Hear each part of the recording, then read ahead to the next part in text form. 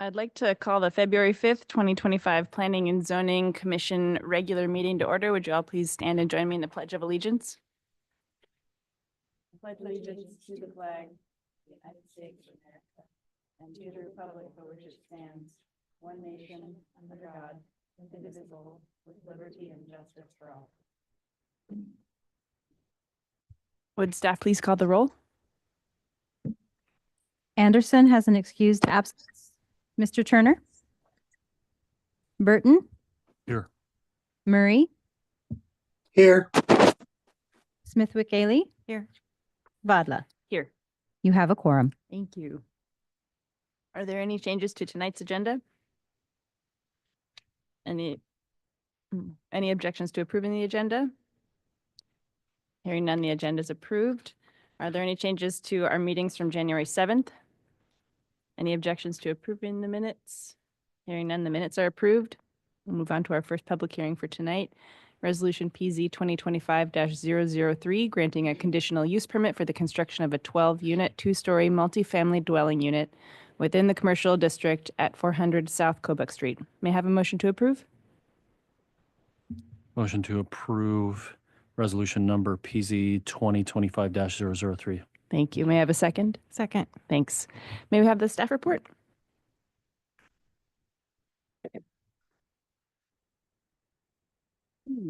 Okay, I'll speak up. Thank you, Chair Fowler. We're just going to give it a second to pull up the presentation here.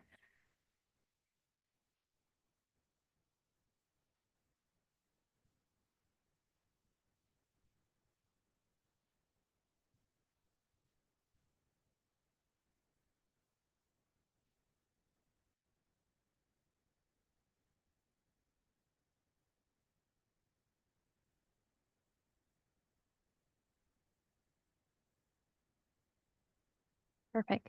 Thank you. Sure.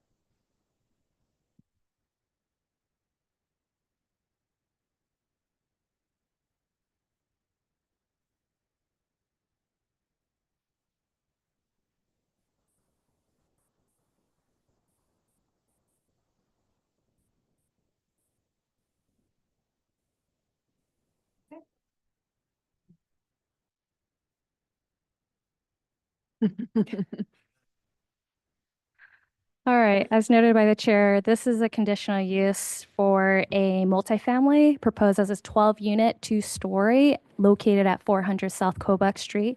Go ahead, next slide, please. So this property is currently located in the yellow, which is the commercial zone. Surrounding zonings in blue is multifamily, and further within that, you see the purple, that's your single-family, two-family zone. This property is being proposed to have one building, approximately 12,000 square foot building, and it's a gross square footage. So it's going to be a two-story. So in terms of building footprint, we're approximately a little bit over 6,000 square feet because there's pop-outs for the utility rooms and the stairways. So if you're wondering why it doesn't match up exactly. Furthermore, the building height would be 21 and a half feet tall with the trusses, I think approximately 4.5 feet, and the wall height of 17 feet. With the proposal, the applicant is providing the required minimum off-street parking spaces, which is 2 parking spaces for every dwelling unit, in which case a 12-unit would require 24. Furthermore, within our code, it requires that between 1 and 25 parking spaces, 1 must be designated as accessible parking, as well as providing an access aisle for it, which is being provided in this case.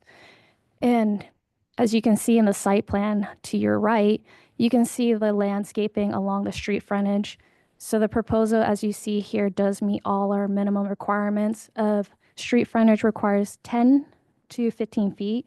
It can ranges and it needs to be staggered, in which case this proposal meets the landscaping for street frontage, as well as part of it requires a buffer between or the rear yard to be 20 feet, and they're meeting all their setbacks for multifamily, because in a commercial zone, you typically don't have setbacks unless it's being proposed for residential. In this case, it's 20 in the front, 10 in the rear, or 10 on the sides, 10 on your exterior side, and 20 in the rear. So that's the only exception here. Any other proposed use in the commercial would have a 0 setback as long as it meets your parking, your landscaping, and any other specific standards. So I'm going to go ahead and skip to the next slide. So typically within conditional use permits, you have 8 standards that your commission needs to consider that must be met or met with conditions before it can be granted. So I'll go ahead and go through these aspects of all the conditions discussed here, with the first being the proposed development satisfies the specific standards associated with the conditional use listed in the code. So when it comes to this, the only specific standards is the setbacks for the multifamily, which are being met with the design of it. The applicant has made sure that where the building is located meets those setbacks. Condition number 2 talks about the use being in harmony with the comp plan. So the comp plan actually designates this particular parcel as mixed use, and particularly around the surrounding areas as well, to the north and to the west. So staff finds that this, being with the land use plan, mixed use is compatible because you have your residential, you have your commercial, and you have a school across the street. So it doesn't necessarily mean it's incompatible with the mixed use. And then furthermore, going to the 3rd standard, it talks about the standards of the zoning code itself. When you're talking about the commercial zone, again, setbacks has a specific designations for multifamily. And in the commercial zone, allows a lot of higher intensity use. Like you can see retail, you can see warehouses, which is actually adjacent next door. So in terms of meeting the zoning standards of this, they meet all the criteria of the general standards when it comes to parking and the landscaping. And then jumping on to the 4th, the use shall be located range on the site to avoid significant noise, glare, odor, or other nuisances and danger.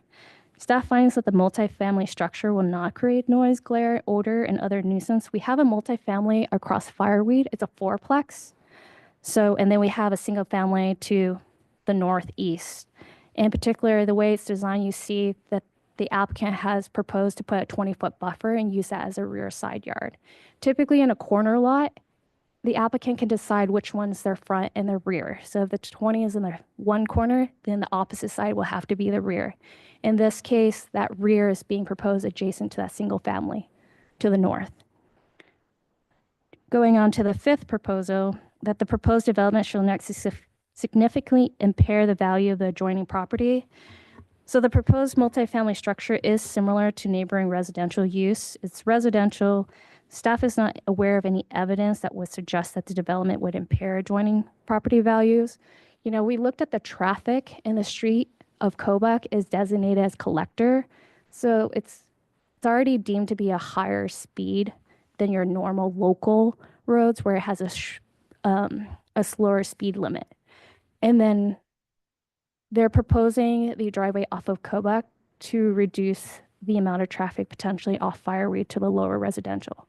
However, because you routed this to all the other agencies, Fire Marshal is requiring that they have 2 access just for the turnaround of the fire trucks. And so the applicant will have the option to provide that secondary access to leave it open, or they can potentially put a gate up and put a Knox box and keep it closed. That would be up to the applicant and working with the fire marshal for that. And then moving on to standard 6, the size and scale of the use is such that it's adequately served by existing public services and facilities. This is a general standard. They are within 300 feet of water and sewer, so they'll just go through the permitting process for that, for their proposed use and any drainage and street requirements. And then going on to condition 7, granting the conditional use shall not be harmful to the public safety, health, and welfare. So this one's always a difficult one, but particularly this one, this property is within reasonable distance within central emergency services. So the response time, even though they're requiring a turnaround and having potentially the gate, the response time is very low, like very quick in this area. So we don't see an issue with that. And furthermore, they're being served by Soldotna Police Department. And then lastly, the 8th one is just in terms of property development, they just have to be not in compliance with the sales tax, and they are. The property owner or the applicant here has provided that evidence. So typically, those are standards, and staff finds that these 8 standards are met. And with any conditional use, it has a public noticing to the property owners within 300 feet of the property. We did receive a call from Linda Banner, and she just stated that she was in opposition. But tonight she did just provide a comment, and I'm sure she's going to speak on it. So I can't speak exactly what her concerns are. I'll let her speak to that. And then I got another call from the study just having some concerns, and I'm sure they'll speak on it tonight. Other than that, I'll go ahead and skip to the next slide. And staff is recommending that your commission approve this subject to the following standards. As noted before, the first condition is provided by the fire marshal, and furthermore, the second one is provided by the street maintenance director to ensure that we're meeting our site distance triangle, whatever side, if they're providing a driveway on each side, that they just must be a minimum 330 feet from that corner of the curb of Fireweed and Kobuk. Other than that, this concludes staff's presentation. I'm happy to answer any question your commissioner have.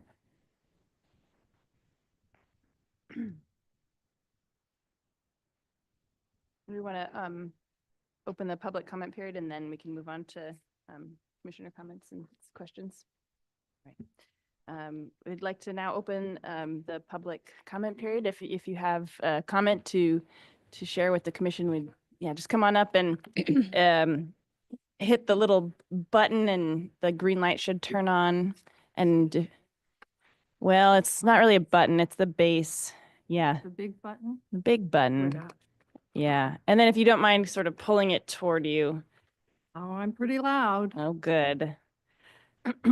My name's Linda Banner, and my husband and I did build the fourplexes that are on Fireweed and Kobuk. And if you'll notice those fourplexes, when we changed from commercial zoning to single-family, multifamily, it was allowed to go to a fourplex and no larger. And we were required to leave lots of vegetation in between. So if you'll look at the map, you'll see that it's heavily vegetated on all sides except for the driveway and the parking area. And with the parking area that I see on this, it's clear cut right up to my property line where they're going to be parking their vehicles with all of the pollutants and the noise and the lights on and off all day, all night. I have no privacy. My windows on my home are within 20 feet of that fence, actually 10 feet on my side. And if they were to make that parking area even a 20-foot buffer, it's still going to impact my bundle of rights for privacy and enjoyment of my home and my area around the home, which I have kept quite nicely for the impact of the city and the neighbors around me. I agree that the commercial property needs to be used, but I don't see that it's going to benefit the value of my home, which I have a right to keep the value of my home up. It was the first one to go on the block. So the vegetation that they have appointed here, with only one access into the parking lot, you're storing the snow removal on the Fireweed side, which we already have Lake Fireweed with no snow removal being put on that side. And it's quite a hazard during the winter time. This year you won't see it because we didn't have any snow. But on a normal snow year, you're going to see mounds of snow that are 20 feet tall, 20 feet, 30, 40 feet wide for this kind of a parking place. I also noticing that you have vegetation of trees, which looks like shrubs, on the front part going into on Cobuck and Fireweed. The city removes the snow with a snow removal equipment. It tears out those trees. It literally wipes out 10 feet of the vegetation on that side of the walkway. I see nothing that's going to improve the property other than give me 76 more people living in the area, 24 more junk cars to deal with, the noise and the pollution of the exhaust and traffic in the area. I do have the right of quiet enjoyment for my home, and with 24 direct cars parked directly in front of my house, what happens with the overflow in July when they all have their families come and stay with them to go fishing? This happens a lot. You end up with another 25 people in there with more cars. Where do they park?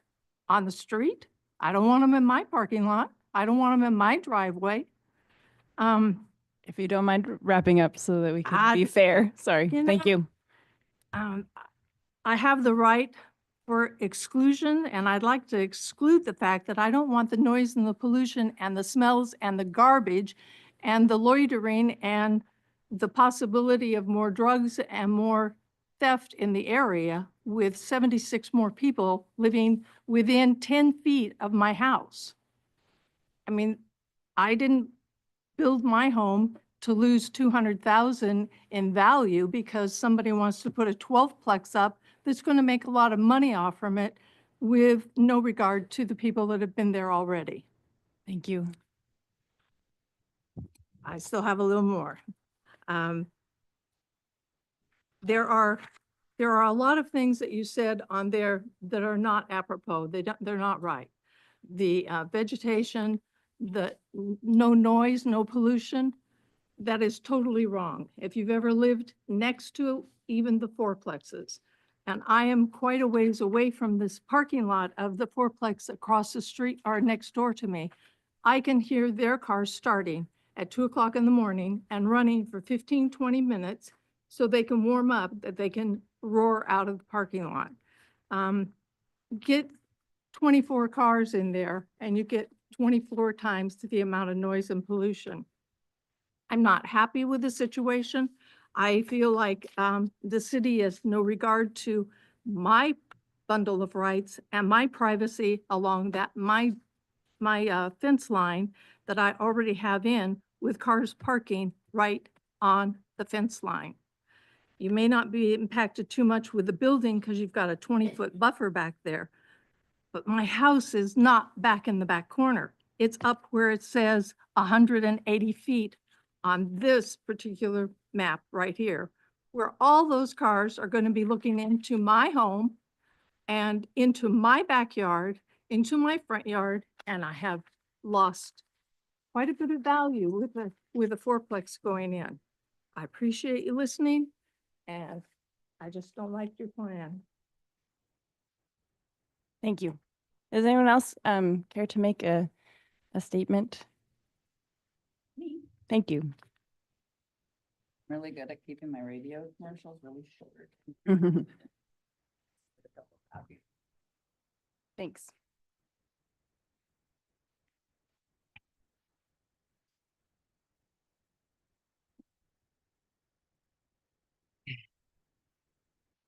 Not as eloquent as Linda with the terms and things, but I'm just gonna go ahead and read this and hopefully you guys with the hard copy can kind of, if I start crying, just don't worry about it. My name is Carrie Nelson. I reside at 35-200 Rieger in Soldotna, Alaska. My concern is the proposal to make the lot, which is 400 South Cobuck across the street from my business, The Study, a 12-unit apartment complex. The Study is a school that houses 60 to 70 families and students. Joel and Carrie do not agree with the zoning change. My first concern is the traffic traveling up Cobuck, up and down Cobuck, with the possibility of 48 to 60 tenants. And I'm just saying a mom, a dad, maybe 2 kiddos, they might be teenagers, and there's only, it's designated 24 parking spots. Well, what about the 2 teenagers, or what about the fishing people coming to visit? They're gonna be parked in my parking spot because it's happened so much. So, and it's really scary, me tapping on the window and somebody sleeping in there. That's also happened. The complex's plan is to have 24 spaces. My question is where will the teen drivers park as well as the summer guests during the fishing season? My guess is probably the study's parking lot. A second question is where the construction vehicles will park and leave equipment while it's not being used during the construction phase of this complex. I'm always open, and some of you on the board or panel know this, that I'm always open to have local businesses when they request my lot for other events. However, it's been very burdensome when vehicles park indefinitely without my permission or race through, because God knows there's been the city trucks every single year for 14 years where I have to call and say they're racing through and spot the tot. It's not happening because those dump trucks are going through my parking lot at a rate of speed. And also coming down Kobuk, that traffic, there's been vehicles in my recess duty. So thank God there hasn't been children out there because the cars have landed in my recess. So that's been a bummer. It houses students from 3 to 12 years of age. My third concern is our guaranteed bundle of rights that are given to property owners once they own the property. One is the right of control. I've lost control of, like she was saying, the 24 cars and the fumes. So there is the odor, the noise level. If the change is made, residential property, my peace of mind for break-ins and vandalism of the building, parking lot, and playground would heighten. I already spoke to the car landing in my playground, and it just was lucky. And the day after that, the city put up the school zone, because I'm like, I have been begging, and I have a paper trail to put up city or school zone things. The city didn't. Right after that car landed in my parking or in my recess, it was the next day they put up those school zones. Also, we've had people, I don't know if they're homeless or not, God bless them, but they've been in my playground with liquor bottles all around them, clothing off, clothing pieces in the recess where children are. And I know also with the bundle thing that there's the right of disposition, a term that I feel is kind of subjective. However, for my peace of mind, for my school family, when they enter, I speak of this term, and I feel like it's a guaranteed right of mine to have that peace of mind for my 70 families. I'm also concerned about the dumpster, with the complex being not kept strictly commercial. Residents could easily put all their fishing stuff, all their stuff, and they can anyways, in my dumpster. I realize that there's 2 dumpsters on this premises, or they're saying that they're going to. However, without a manager's presence or the owner's presence, there could be overflow with the 12 units at the study. By keeping the lot commercial, it promotes local businesses, the peace of mind for store hours. So it's not a 9 to 5, folks. I'm going to have people in my parking lot, and then it's all your school. So here's Mrs. Nelson, tap, tap, tap. Can you wake up, please? I know you just fished all night, but can you get out of my parking lot? I have children arriving now. Can you wrap up? Pardon? Yes. Thank you. I'm also curious about the owner living there and what school zone things are. Are there people like in all the other residents smoking outside? Just the little kids are looking across and everybody's outside smoking because it's not allowed in the apartments.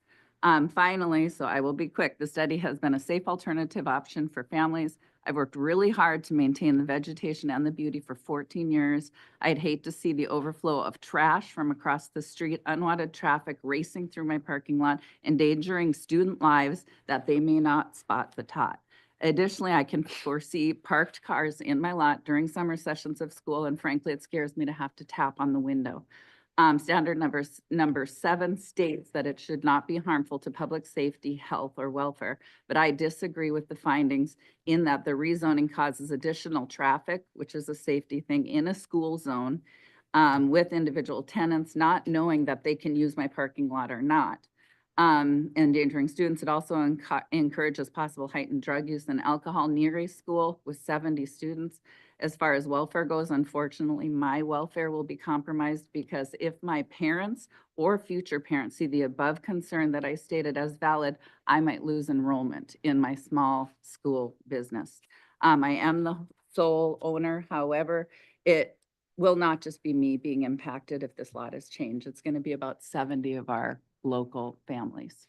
Thanks. Thank you.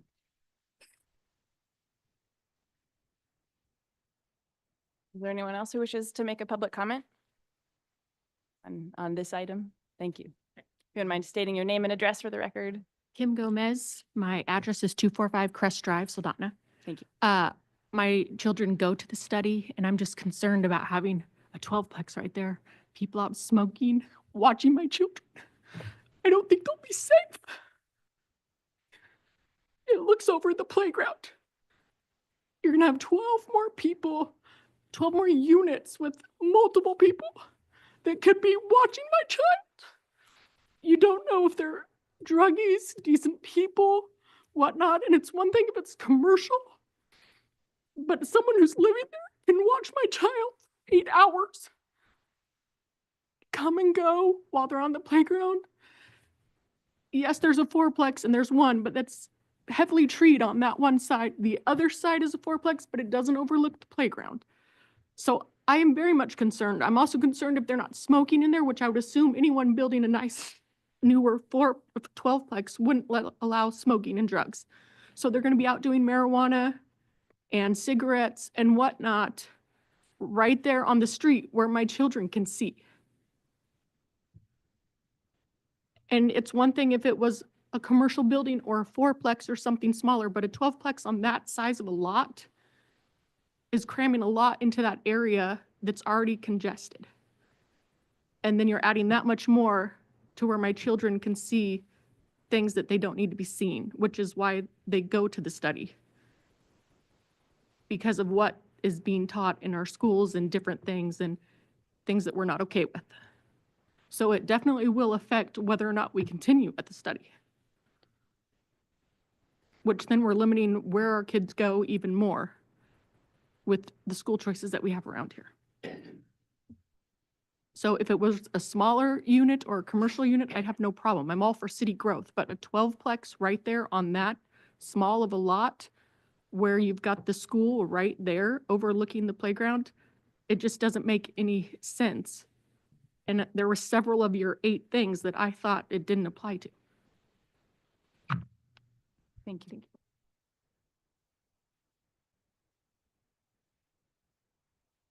Does anyone else wish to make a public comment?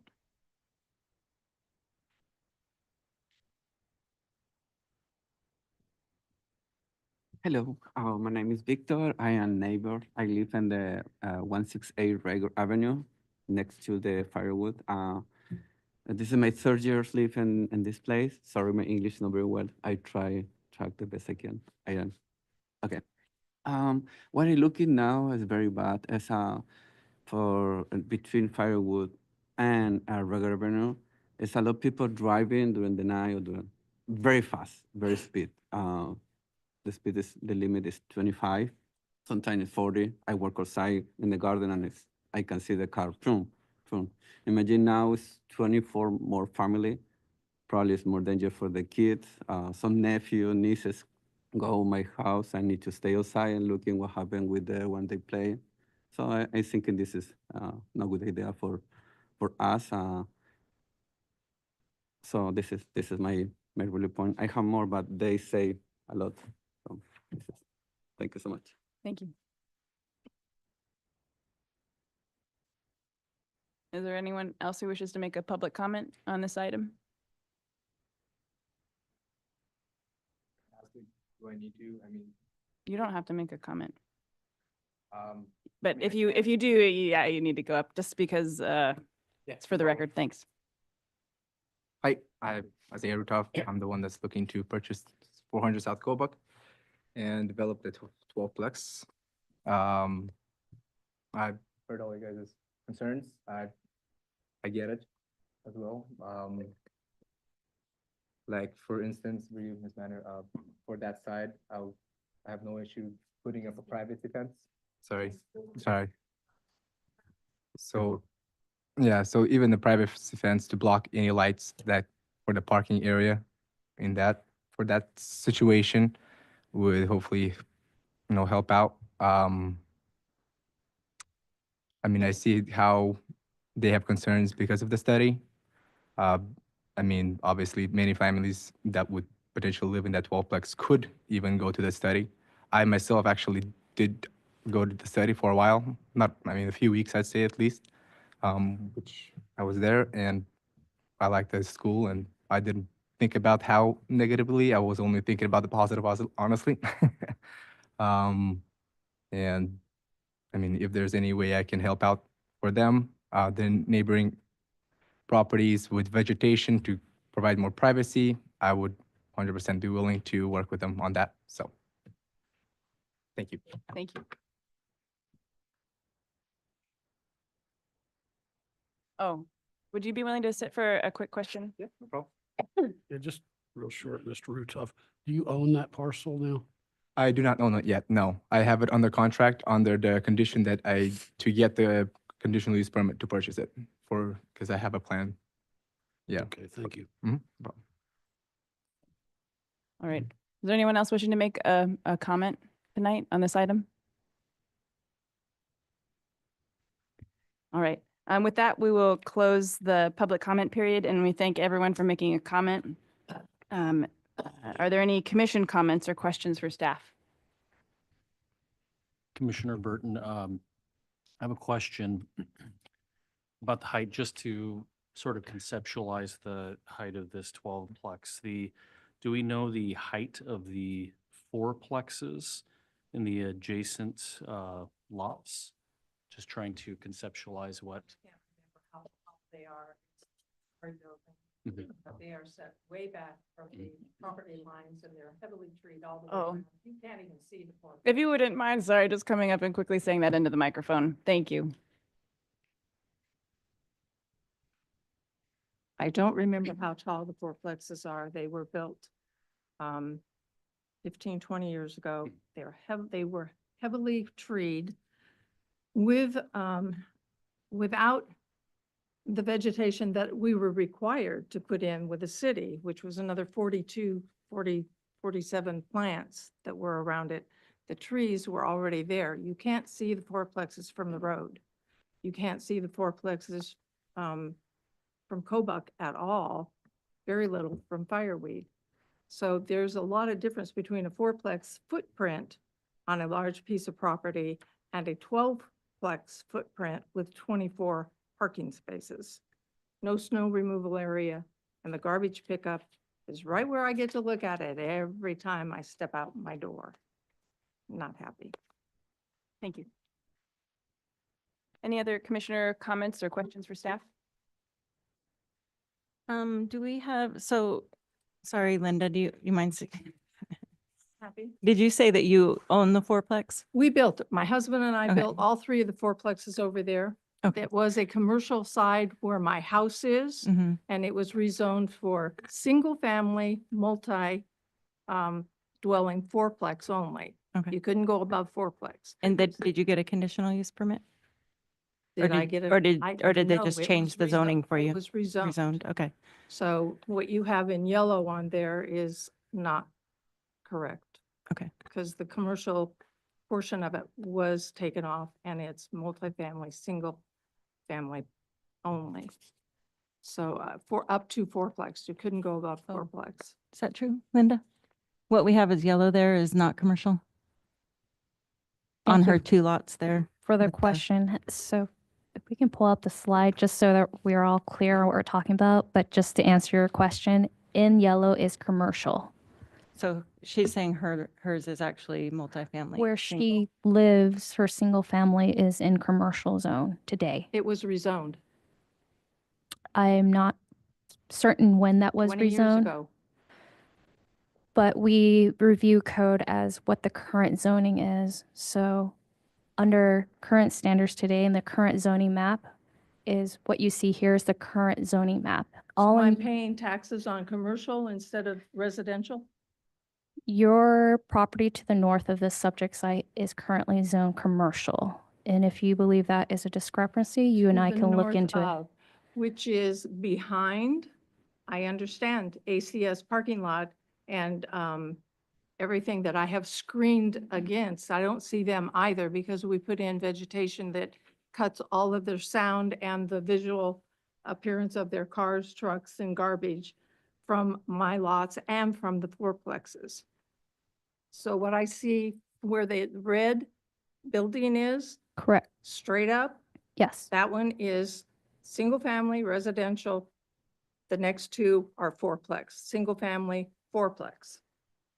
And they're all in the commercial zone today. That they were rezoned. Otherwise, we couldn't have redone it.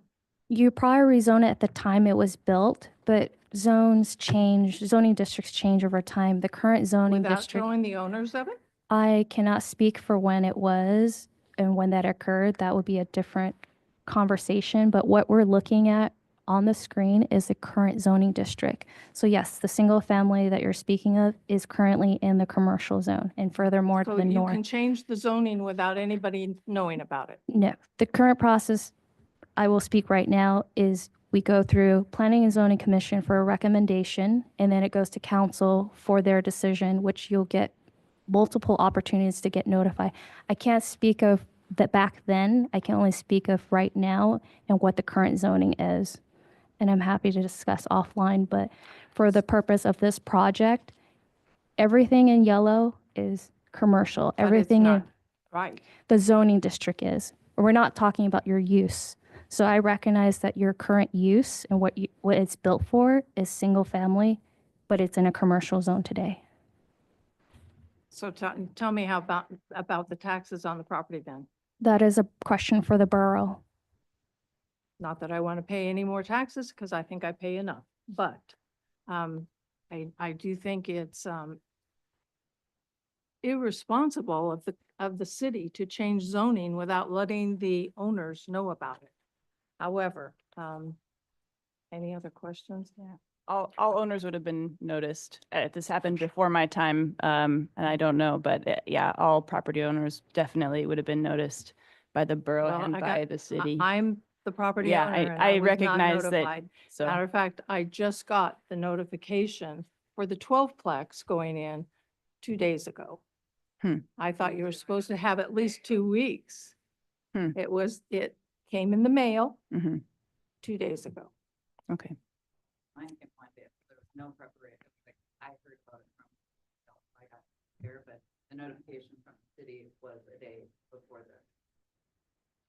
I guess So- my question, why I was asking her that was I was assuming she had a conditional use permit. And she's saying that that she was restricted to a fourplex. So I just was wondering if that's something that we should be comparing, why there would be different, why there's different requirements. Because we even at the time split the one property into 3 lots. And so when you did this, it was zoned. It was zoned. Single family, fourplex Okay. only. So I guess, did our standards change since then? Because the question would be then, if we change the zone to multifamily for him, then our restrictions, according to her, are such that he could only put a fourplex on that size of land. But we're saying he can, you're saying, I mean, our research has said that he can have 12. So when it comes to our zoning districts, in Mhm. terms of the standards, it honestly hasn't changed much since the 80s. So if That's it what I was thought. Mhm. zone single family, 2 family, by right, you can have up to a duplex. But maybe it was, It was single family, Multifam- multifamily to fourplex. I couldn't go above a fourplex. I am not aware of anything in code that limits you to just up to 4 in a multifamily, because the way we define multifamily is anything 3 or more. There is no limitations there.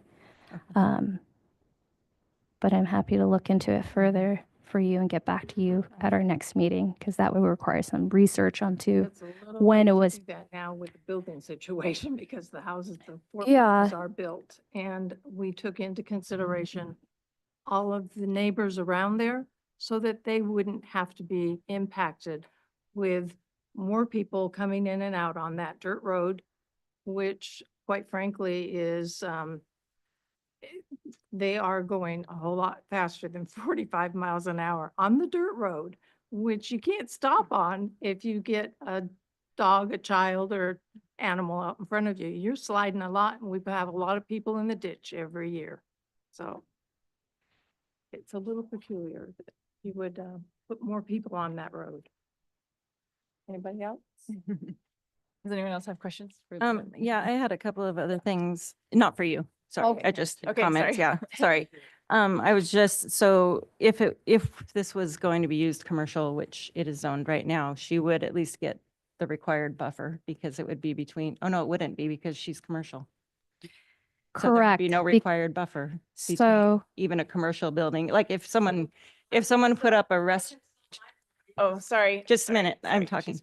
So if someone put up a retail building or a restaurant there with parking, they would not be required to buffer because she's considered commercial. So that part doesn't change. for you her. are correct on Okay, that. whether we change this or not doesn't change that. So, okay. So what you're My telling next me is question- that my property is commercial, so if this goes through, I'm being forced to sell my property at a loss. No. No, I can sell it as commercial property? It is commercial it is property. commercial, yeah. What? It is commercial yeah. property. So Let me just be clear. It's commercial zoning with a residential use. Let's be very clear on that. The existing use is residential. Should you choose to sell it and advertise it as commercial, that building would then need to be converted to commercial standard. So I just want to be clear, the existing use is residential in a commercial zoning district. So I don't want to give any false Be pretense. sold as commercial because it is zoned commercial. You can say it's allowed to have commercial uses, that's allowed in the land use table. However, they would need to get a building permit to convert it to commercial standards. I'm pretty sure it passed commercial standards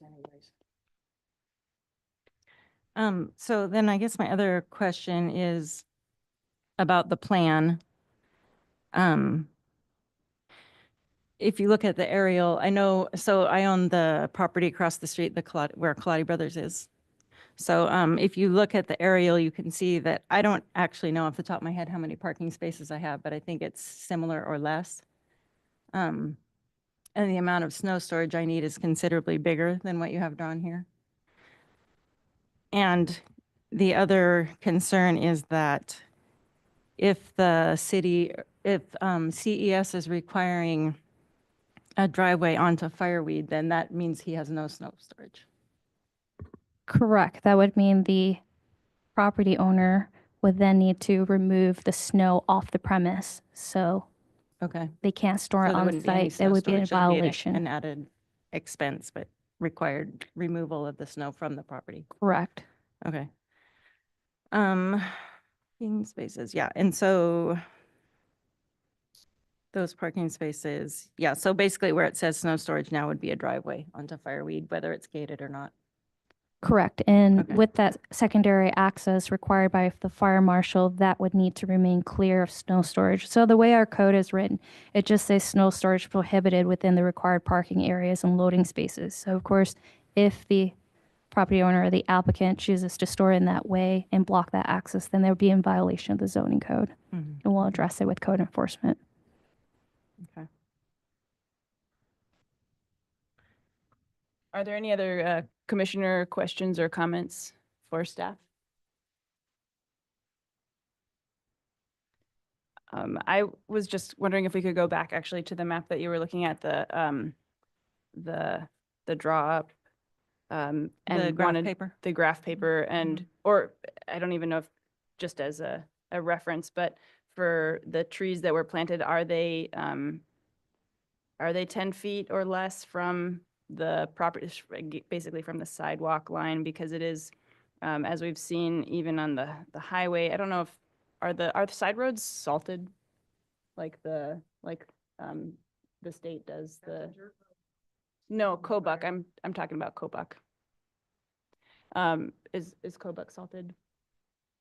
Sorry, the only reason I say that is because the public's comment was that trees that are so close to the road for snow blowing and for the snow removal that sometimes those trees, if they're planted and they're meant to be large trees, they can't actually mature fully and be the buffer that they're meant to be.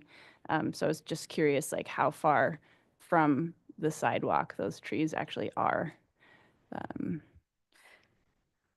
It's hard to tell with the drawing. If I just at least give you some distance, so you're typically off Fireweed and along the corner of Kobuck, that's approximately, I believe, 10 feet, and maybe Mr. Rutoff can speak to it. And then further adjacent to the building is approximately 15 feet. And so, you know, as they install this, we can make a condition that they push back as far as they reasonably, but you don't want to put it right against a parking space. Right. Or your commission can ask for a greater buffer. Okay, thank you.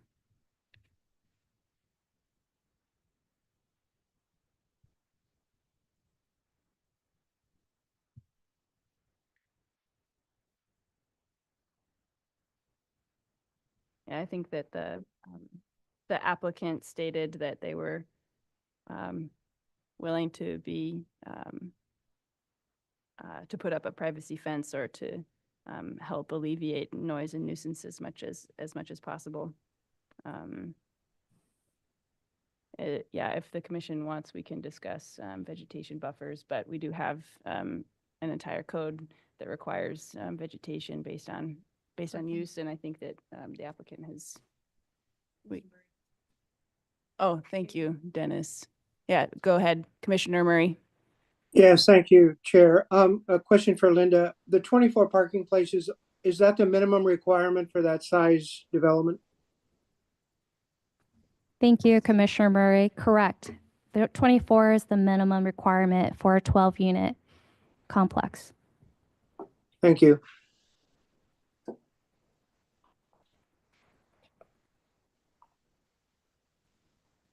All right. The public comment period is actually closed. If you keep it really quick, please, yeah, please come up. Yeah, sorry. On my lot line, it's going to not only, I mean, it'll be block lights, but it'll block any sunshine that comes into that area that I have vegetation on. Yeah, lesser of two evils, which one? Yep. All right, thank you. Are there any other commissioner questions or comments for staff? Nope. All right, with that, we can call for the vote. Murray, Yes. Smith Wiggley, No. Anderson is absent. Turner, No. Burton, No. Chair Vadla. Yes. You have 2 yes, 3 no's. Motion fails.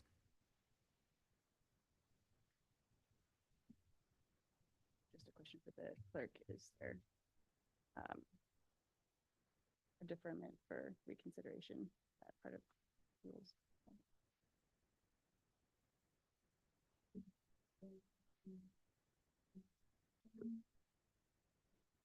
An appeal process. Okay, yep.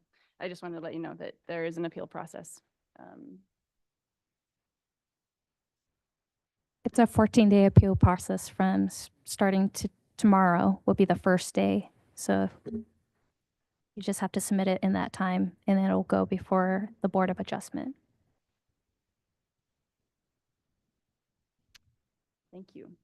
We're moving on to Resolution PZ 2025-004, granting modification to a conditional use permit. Resolution PZ 25-002 for the construction of 2 decks within the Kenai River Overlay District at 821 River Estates Drive. May I have a motion to approve? May I have a second? Second. May I have a staff report? Thank you. So this resolution is actually modifying a conditional use permit that your commission reviewed at the last meeting earlier in January. So this is to modify a condition that was amended with this resolution. So go ahead and jump to the next slide. Just a recap for those of you who weren't here. It was a CUP to construct 2 decks. And because the property is within that Kenai River overlay, within that 100 feet, then 100-foot overlay of the ordinary high water mark, they had to get a conditional use permit.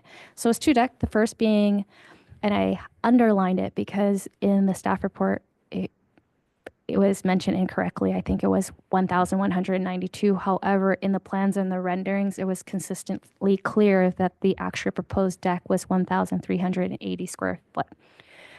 Attached to the single family, approximately 45 feet from the ordinary high water mark. The second deck would be attached to the detached 2-story garage, approximately 282 square feet, and approximately 84 feet from the ordinary high water mark. And we'll go ahead and go to the next one. Under the resolution PZ 2025-002, a 6th condition was added to require light penetration for the decks. However, after that meeting, staff calculated and determined that in order to provide a 25% light penetration, the deck space, the gap between the width of each deck would need to be approximately 1.5 and 2 inches, which is really a hazard in itself. And when it comes to these composite decks, these have to follow, according to building codes, these follows the specifications of the manufacturers because they've undergone standards to meet these criterias. And the manufacturer itself only allows up to a maximum of 1/2 inch gap. So in order for them to meet the standard, they would really have to change everything. But looking back at the rendering and talking to the applicant, you can see here that the original proposal was planning to skirt the deck, which then we would be providing light penetration, but we're skirting it on the side. It kind of conflicts with each other. And that wasn't, I guess, observed initially. So after very thoughtful research and really understanding soil control, erosions, and runoff, I discovered in talking with the borough and the River Center on best practices is it would be better to address how to control the runoffs from the deck. And so as part of this, staff is proposing that your commission reconsider, withdraw the initial condition of a 25% light penetration, and I'll go ahead and slide to the next one, is to replace it with plant native vegetation or install a drainage system to control the runoff and erosion from the decks by the following season and after the completion date as approved by the administrative officer, meaning they will work with staff first before they do any of these things to make sure that they're going to be effective.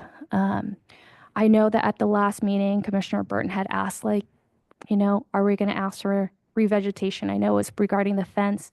While it may not be practice or in code to say, hey, you should provide additional vegetation, I think it's appropriate in these conditional use to ask because the intent of this overlay is to control erosion and runoffs. And with this deck, I think we can understand where the runoffs are going to be and we can mitigate where that runoff is. And I'm giving flexibility here because if you look at each deck, they're very different. One is higher up and it'd probably be running down and vegetation will be more appropriate. And maybe for the larger deck replacement, a drainage system or a combination of both might be appropriate.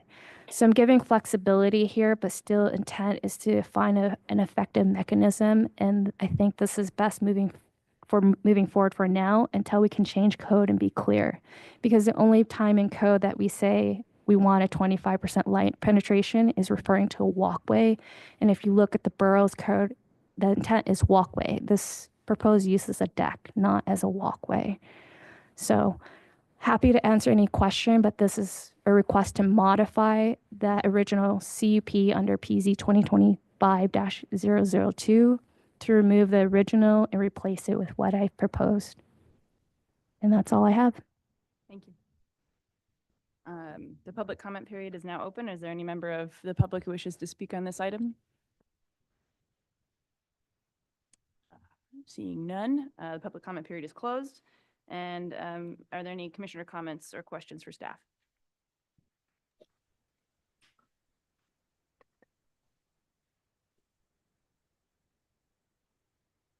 Commissioner Burton. Excuse me. Yeah, looking at the two decks, the Trex, when initially proposed, expanding the gap between them for higher light penetration. Obviously, we have a hazard with that. And so I think this is pretty good fix to the situation. And yeah, I think the deck that is higher up should probably necessitate planting vegetation, whereas this lower deck, and the lower deck is still going to have a metal skirt under it. So it would make Correct. sense just to have a drainage system there. It doesn't make sense to put any kind of vegetation there. So, yeah, I think this is a good compromise here.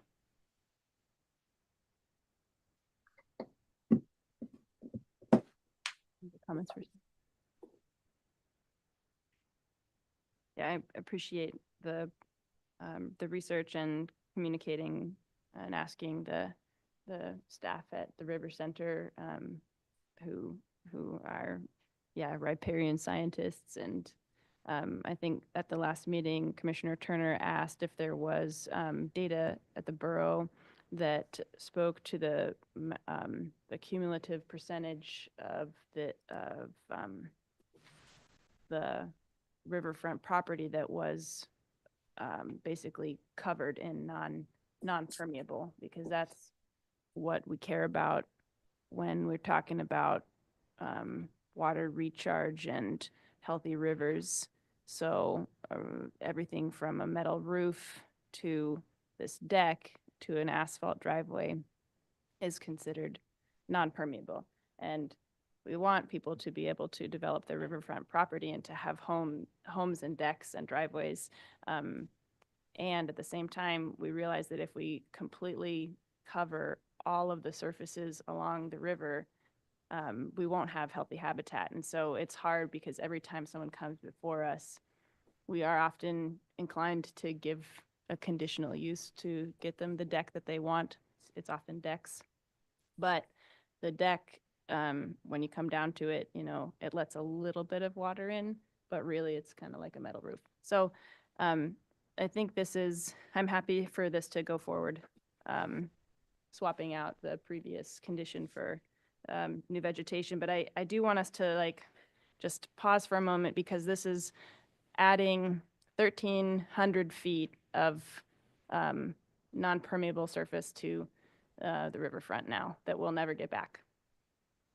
And it seems, it's very reasonable, like all of these, and on every single parcel of the riverfront, it's very reasonable, but it's just the cumulative effect of it all. And so I think we should consider, if this property owner had asked the borough, I want to put this deck, this 1,300 square foot deck in the 50-foot habitat zone, the borough would have said no, because they're trying to keep minimal impermeable surfaces right along the river.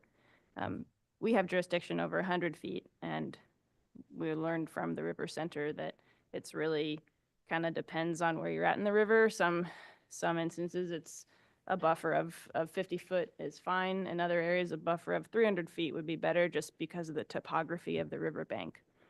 So I think it's really good that the city has this ability to weigh in on proposals for putting stuff within 100 feet of the river. And I think we need to be fair and just, but also really think about, in our little 7 square miles of impact, are we making the most wise decision for us and future generations who want to use the river too. So I would really love for us to consider looking at our requirements and aligning them a little bit more with the river, with the borough's requirements for the 50-foot, just so that it's simpler for people. They had to make their stairs light penetrating with that graded walkway material, because their stairs for this deck go into the 50-foot. So they had to comply with the borough's requirements there, but then they didn't once they got outside of it. And I think if we could, if we could make our requirements a little more similar, we could still, some people, who was it it wasn't Samantha Lopez, it was another River Center staff who was saying that sometimes people who want to build decks, there's the devil's in the details, I think, with this stuff, but sometimes the details are what hold everything together. So some homeowners that want to have, it has to be a water dependent structure, hence the boardwalks, If you want to build any kind of structure in the 50-foot habitat buffer, it has to be dependent on the water, which means like it needs to be a walkway that gets you to fishing or, yeah. And so a deck for enjoying the view really isn't a water dependent structure. So that's why the River Center doesn't permit any of them. But if you want to have a wider walkway, you can put these like basically like a window of the graded metal, what do you call that stuff? The light penetrating walkway material in your Trex deck. So it's like little windows of metal grate, and then the rest of it, you've got your Trex decking, and maybe it looks funny, but it allows you to achieve 25% light penetration. And it allows like, basically for there to be a little bit of a compromise between like having a nice deck and still allowing groundwater recharge, which is really important for habitat. So anyways, I guess my point is, it warrants, I think, more discussion and a look from this commission about how we really came from your initial comment last meeting of how do we do right by the river. So thanks for finding a good compromise here on this particular conditional use request. I think we're going to get lots more of these, maybe as soon as next month or whenever, construction season is upon us already. So the longer we wait, unfortunately, like I know there's already a lot on staff's plate, and I'm not sure how best to move this forward or what's reasonable, but I would really like to have us look as a commission at the Riverlay, the overlay district, the Kenai River overlay district, and just simplifying things for homeowners who want to do stuff in the 100-foot.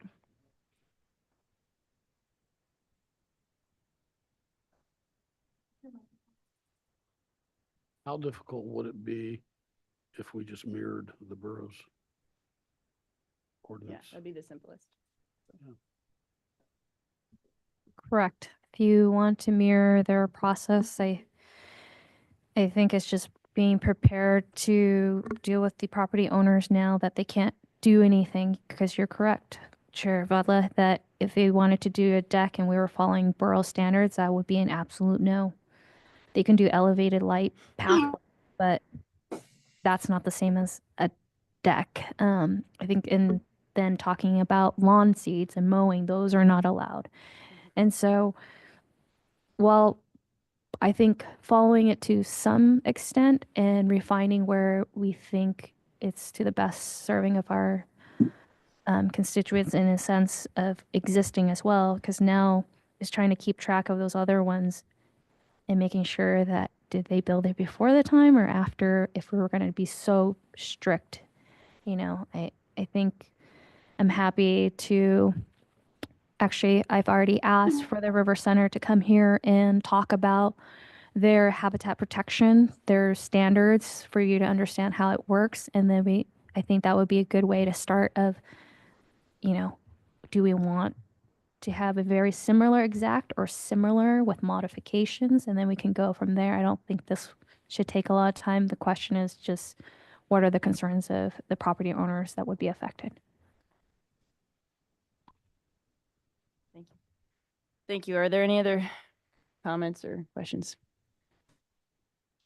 Let's see. All right. Let's call for the vote.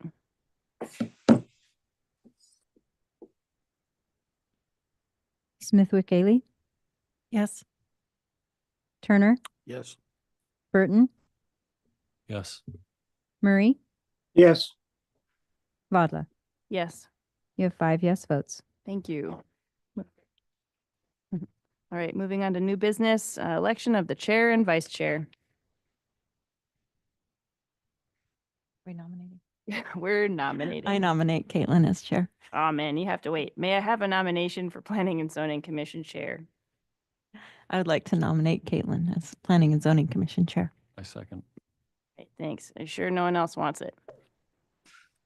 I'm sure. All right. Any objections to selecting Caitlin Vodla as chair for 2025? No. Okay. Hearing none, I'm still the chair. I nominate Dennis Murray for vice chair. All right. May I have any other nominations for Planning and Zoning Commission Vice Chair? I was actually also interested in nominating Mark Burton. So I guess we have two nominations for the floor. And now I guess we have to vote. Do they get to? Do they get Accept to or weigh decline? in? I suppose we could, yeah. Is anyone really excited for the other person to do it? Or it'd be fun to press. I'm excited for Mark to do it.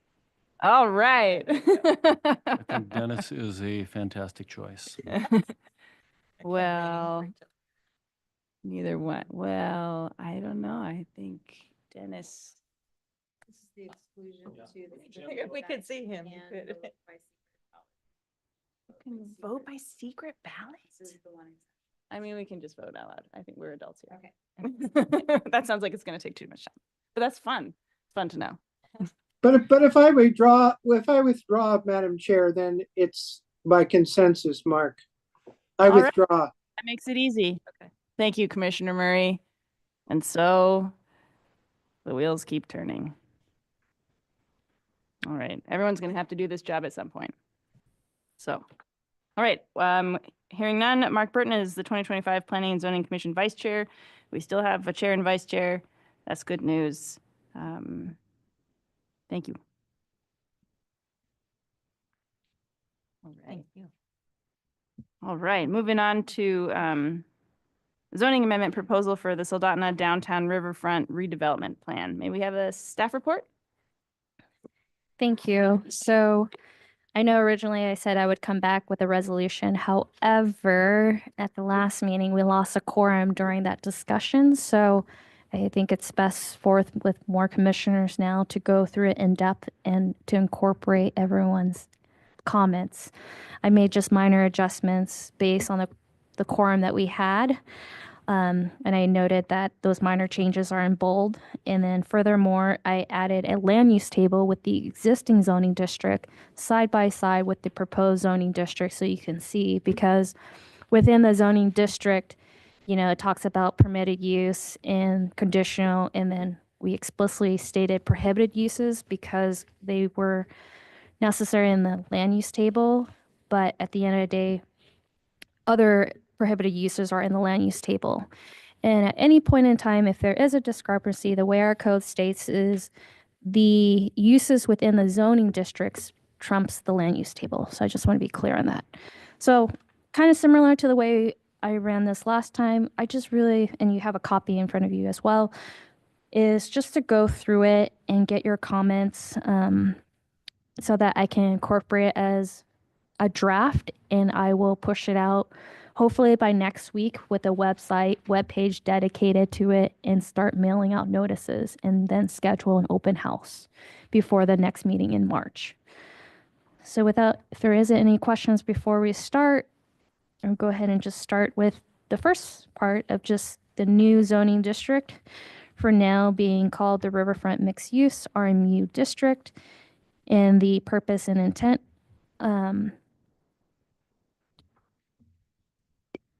I don't think I necessarily need to read all of it. So if there's any comments section by sections, I'm happy to take notes and incorporate it. So that first section A is purpose and intent. And then moving on to the subsection of A is where I made a minor change in bold there. And I tried my best to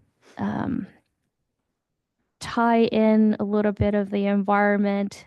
And the plan itself is very elaborate and detailed. It doesn't necessarily need to be reflected in full detail in their zoning district, because at the end of the day, this zoning district talks about how is trying to implement what has been adopted in the plan. So hopefully these 5 sections for the intent section reflects it. So as noted, number 3 was added based on last month's discussion is to incorporate public art and amenities to cultivate a rich environment that encourages gathering, creativity, and collaboration. And of course, again, this is just a draft. We can always refine it later as well. You can wordsmith it for me. That would be great. Other than that, I will jump to the next section of B, permitted uses. Nothing has changed there. Those are all remain the same. And then under section C, conditional uses, at the last meeting during the discussion, we removed number 2, boat mooring basin and launching site. And then any questions? Okay. D, accessory use, no changes there. Prohibited uses, also no changes there. I think there was a suggestion that when I was referring to recommendations within the plan, particularly all the parking requirement to reflect the pages within the plan, that I pretty much follow the advice of the consultants based on their analysis within the plan, particularly the number of spaces going to be required within this riverfront development. Besides that, moving on, I don't think there are any changes. So if you have specific things you want to point out. Yes. So a residential dwelling is one space. The apartment units we were just talking about, they had 2.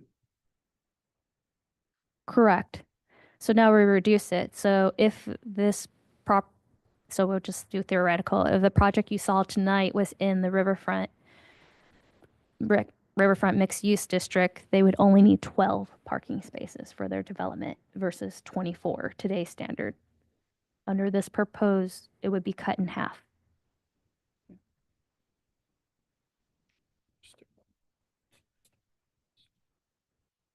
Be upsetting. Not enough parking. And I would love to hear other commissioners, discussion, if are we good with the 1, or we want to discuss what Commissioner Turner has expressed to change it to 2, 1.5.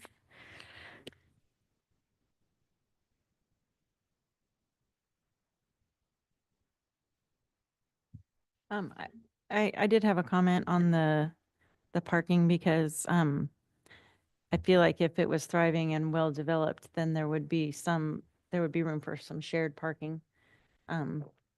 Also, if we develop it in a way that we can have some on-street parking, then that would help as well. But I don't really want to see it's striking that compromise because we don't want to just have it all be paved parking. And even tonight in the discussion over that for 12-plex, we had concerns over not wanting it clear cut in 24 parking spaces. And then also not wanting the opposite, which would be, I don't know, maybe it could have been a smaller, like if they only had 12, then that would have been the concern. They had the other concern was that even with the 24, the study was concerned that she was going to have people parking at her place because the 24 wasn't enough. But if we had said, let's do it with 12, then, she would have had that complaint, but then we could have had some snow storage and left more green space and not had it just be asphalt. So striking a balance somewhere in there, I think if we're going to have an active, thriving development, you don't want it to all be parking. No, you But- don't, but you don't want people, To not be able to come there because they can't park. Yeah. or, if they live We don't there, have public transportation. correct, no so- public transportation, and Yeah. so they're gonna be parking in somebody else's spot maybe. Mhm, And we're gonna need the parking police out giving tickets mhm. every day, probably. Yeah. And that's not friendly community friendly overall. Yeah, and we're definitely unique here because in theory, in other cities where they don't have the kind of weather that we have, if you build a downtown thriving area like this, not as many people are going to have cars because they're going to be able to walk, and it's just that doesn't, yeah, it's hard for us to figure out how to make that work in Alaska and in Soldotna. Yeah, I think that we see people use like Soldotna Creek Park and park in a Safeway parking lot or park across the street. It's still walking distance, but it's not like the riverfront, which is, yeah, this ideal property that you want to have a view of. You want to sit down and eat food. You want to live there. You want to do this, but it's like, man, we want to make that a parking lot. So it's like, yes, we need parking spaces. I like one parking space in that particular side of the river, but making sure that we do on-street parking and throughout the city as much as we can, and then also have designated, you know, even if it was like the old Magnum Motors right across the road from the park, there's this big ass there's a big parking lot all ready to go that doesn't have a view of the river. And like, that's where I want people to park. And then I want them to walk across. But I still want there to be a few parking spaces and not a few, you know, I think adequate. You know, I know there's families, a lot of families just have one car now. So, you know, there's a single car family and they have an apartment, or a single person, they have one car, you know, it's like, you probably have just as many of those, but there are people who have 5 cars in their family. So I think, but if they only got one spot, and they got to figure out what to do. You know, maybe they buy a parking place somewhere else, or but I don't know that some of the concerns were fair tonight about what those potential tenants would do or not do. Yeah, build a parking garage. Yeah. I think another thing to consider is, I don't know how much, there's not going to be much control over, but if we do have restaurants and pubs and retail, then there is room for some shared parking as well, somewhat, because most retail places will close, you know, will be mostly open during the day, and then the others will be busier at night. And I do experience that on my corner, like for Pizza Boys, the retail shops are closed when we get busy at dinner. And so there is that ability to, which helps us reduce having to have so much required parking, but it maybe 1.5 would be better. 1.5 for, I don't know. For the half a person that stays. For the half park, yeah. Half a car, No, I- like, Yeah. basically, yeah, it would be, what, 3 parking spaces for every 2 units. So not really a half car, but. Yeah. Smart car, maybe. can Yeah, double. I appreciate those comments, and of course we can change it, or we can do one space for single units. Like, how about if there's a development that does only 1 bedrooms, and now we're requiring 2 parking spaces? So maybe we modify it to say if it's 1 bedroom or studio, that only 1 parking. Because right now the 2 defaults assuming catch-all, right? Or you can do the ratio, and just know that our code actually 1.5, luckily that's easier, but we round up no matter, according to the way our code is written, which I would like to change, is anything over 1 rounds to the next number. It doesn't say 0.5 Yeah. rounds up or down, but That's good to know. yep. So what are we thinking? Just so I can make sure I make this change in the draft that will go to the public. Mhm. Do the 1.5 and change the code. Yes. Okay. 1.5, we're good on that? I'd like to keep it at 1, but Slow changing, slow. I would love to live in downtown. Yeah. Have 1 car. Only have 1 car. I'm willing to sacrifice. I am. He does now. Where's it? To the river? I'll get rid of my car. Commissioner Murray, do you have comments, thoughts? Well, I just think, again, because it's a core area, the presumption, I guess, is it's going to be probably the housing there is going to be more like condo, or more like, you know, people who will make it a summer place, if you will. So I don't, you know, if you require even 1.5, it's going to reduce the footprint of how many units you can have on whatever whatever the space is. So I guess I'm with Caitlin at 1, just FYI. Okay. And again, this is minimum. I hope as a developer, you kind of know what your needs are, and then you can always provide more. This is the minimum requirement for a development. That's good.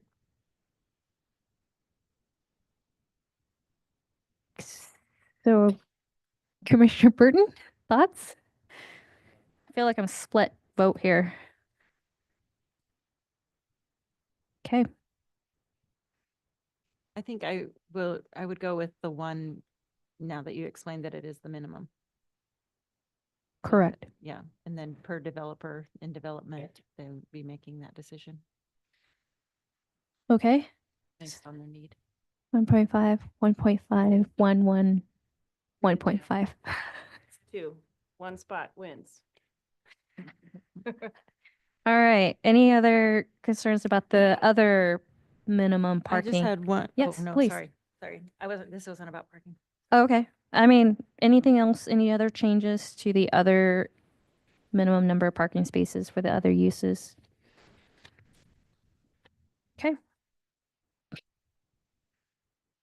Yeah, I think, there's cons to this, but some places are going as far down as like, it's minimum, so.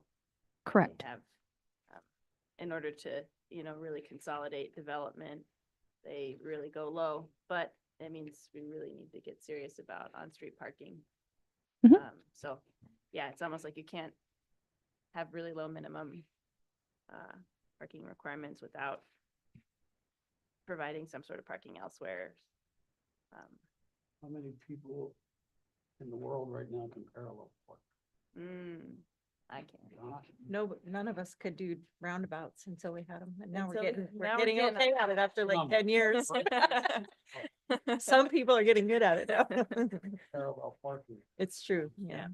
But I mean, I think a lot of cities are going to like 0 minimum spaces. And we're not a big downtown city, but just if we are, this is this new zone that we're hoping becomes our downtown. So it does seem like we want consolidated development, green space, looking at the river, and then, fewer parking spaces in this particular zone of our city. And then, the rest has more.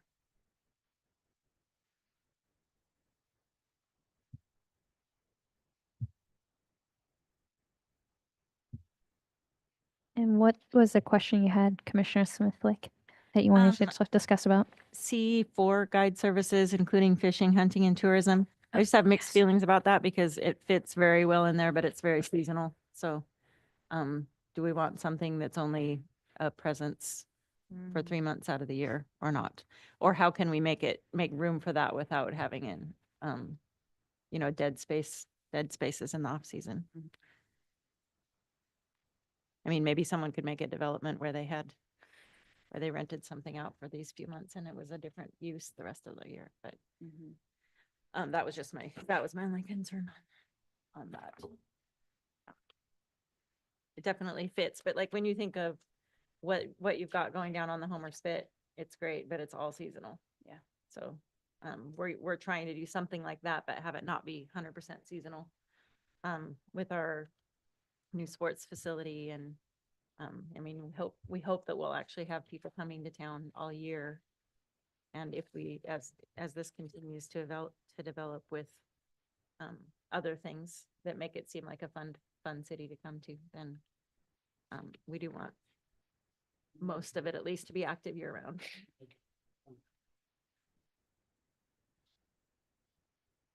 Live there. Okay. Yeah, at the park. Mm, I hope. Yeah. That was good. Mm.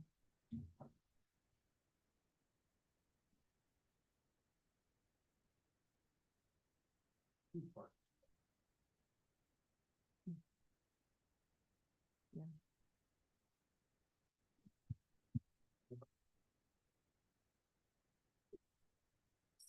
So to provide a response to that concern about the seasonality, could add an additional general standard under F of talking about if it was a building and split tenants, that more than 50% of the building must be year-round use, just to keep that space active. I would have to wordsmith it, but I think that It's could be, 50%. Could we do 100%? I mean, it's up to you, you know? A dead half of the I'm- building sounds Maybe we could do 75% or 92%. 92%. We say all or nothing, so we can just say all uses. Yeah.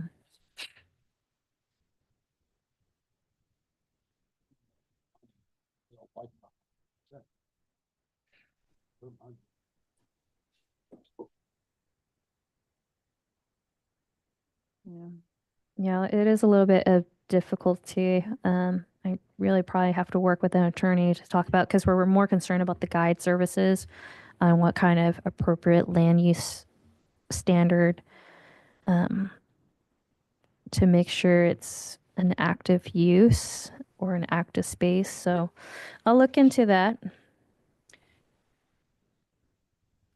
Yes. Thanks. Commissioner Murray? Yeah, just the point that, I don't know that we want to get into saying you have to, utilize your property all year long. That seems to me, I mean, if someone's going to put in a business and they think they can economically do it, and it's only seasonal, well, that's their choice. I understand the argument that we want more activity in the area, in the space, but I don't know that we can legislate I don't think we should legislate a requirement. That's just my comment. Thank you. I can appreciate that, and that makes a lot of sense. The only other thought process I can think of that could work, and this is something that already exists within our limited commercial, is size limitation. In our limited commercial, we have size limitation of all commercial use to 1,300 square feet. So unless we want to make guide services to a certain footprint, that would be similar to something we already have.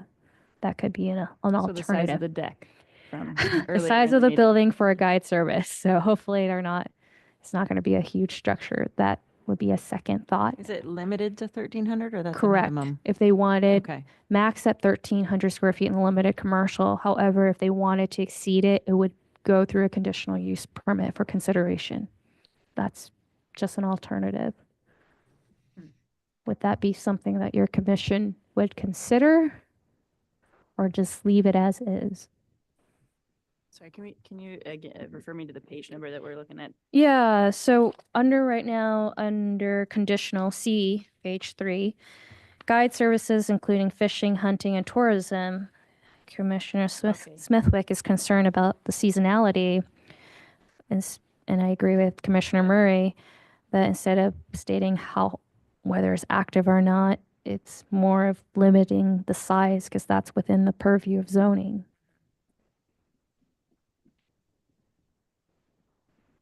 But that's up to your commission if that's the direction you want to go. Yeah, and I guess I think my question was more about Commissioner Murray's is limiting seasonality within our purview? No, I think that would be hard to challenge. Because who's to say they can't find a tenant? Yeah. And then who's to say, okay, it would be difficult to enforce. Yeah, or if Yeah. there's like vacancy, this may not be vacant for longer than, I don't know. I was just curious how Yeah. other people deal with this, because I'm sure it's a concern. So I think building size limitation would be the only effective way of pursuing and giving them the option to increase through a conditional use.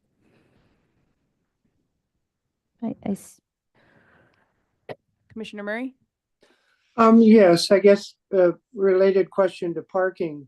I wonder, Commissioners and Linda, if you would want to if it would be advisable to put something, you cannot park everybody that comes in, and is the guide going to meet them there, and then they're going to park their car there and then go somewhere?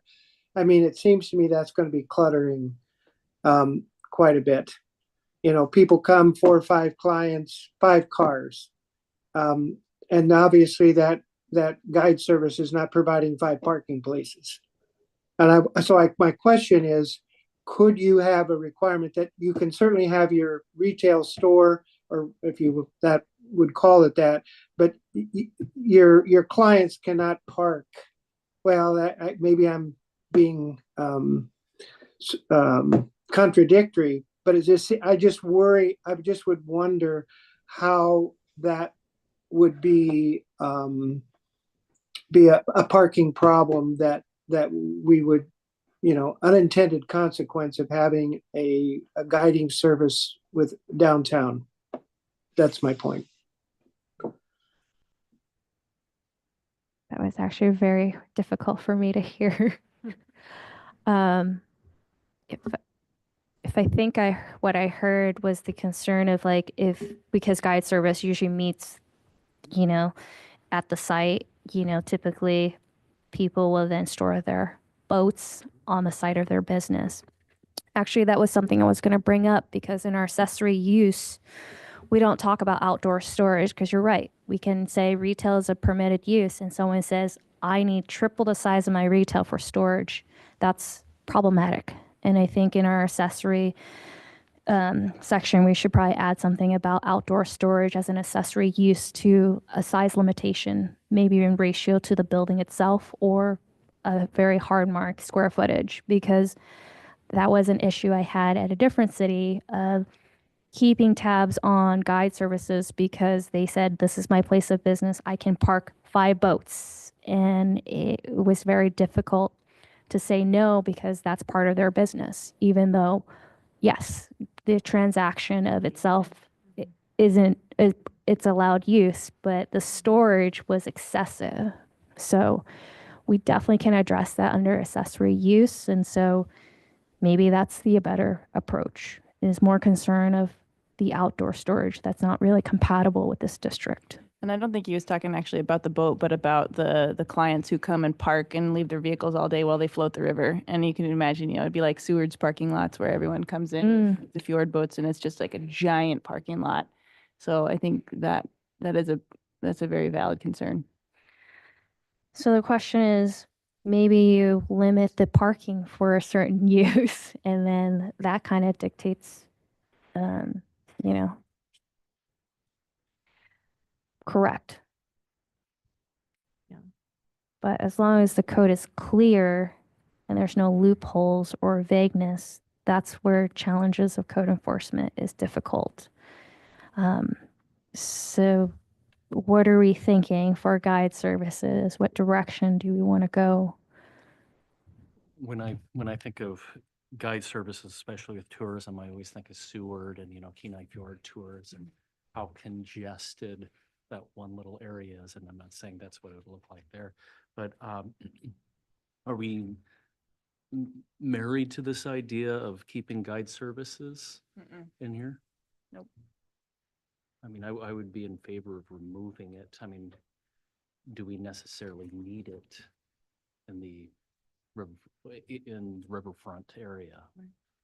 Also, since we don't have the boat mooring, it's not like they need, it's not like it would be convenient for them to have it there so that they can get their people to walk straight down to the mooring. Yeah.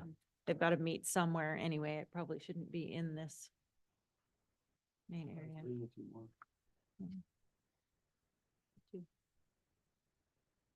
Okay, so we'll remove it from the list. Okay, that makes it easy.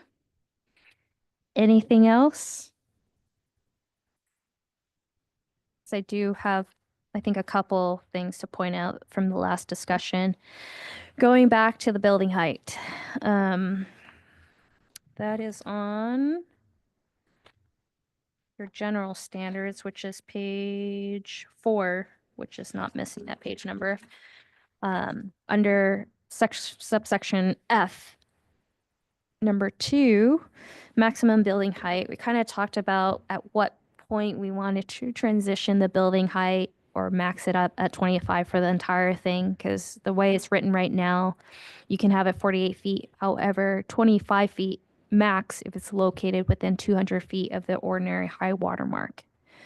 I follow suit of what was proposed in the plan to tier off, but they did it based on the sub-districts. We don't have that yet.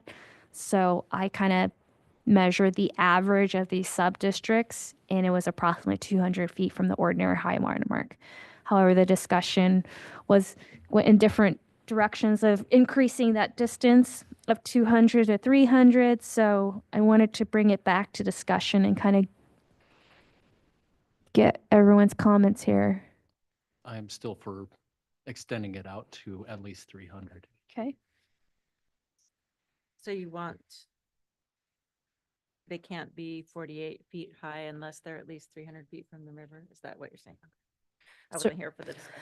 Yeah, so practically it Is would that for- primarily be focused on the commercial, like along Sterling, 48, and then pretty much after that first tier, everything is going to be max 25.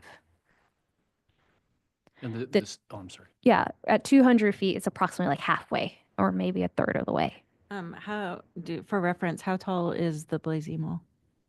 Does anyone know?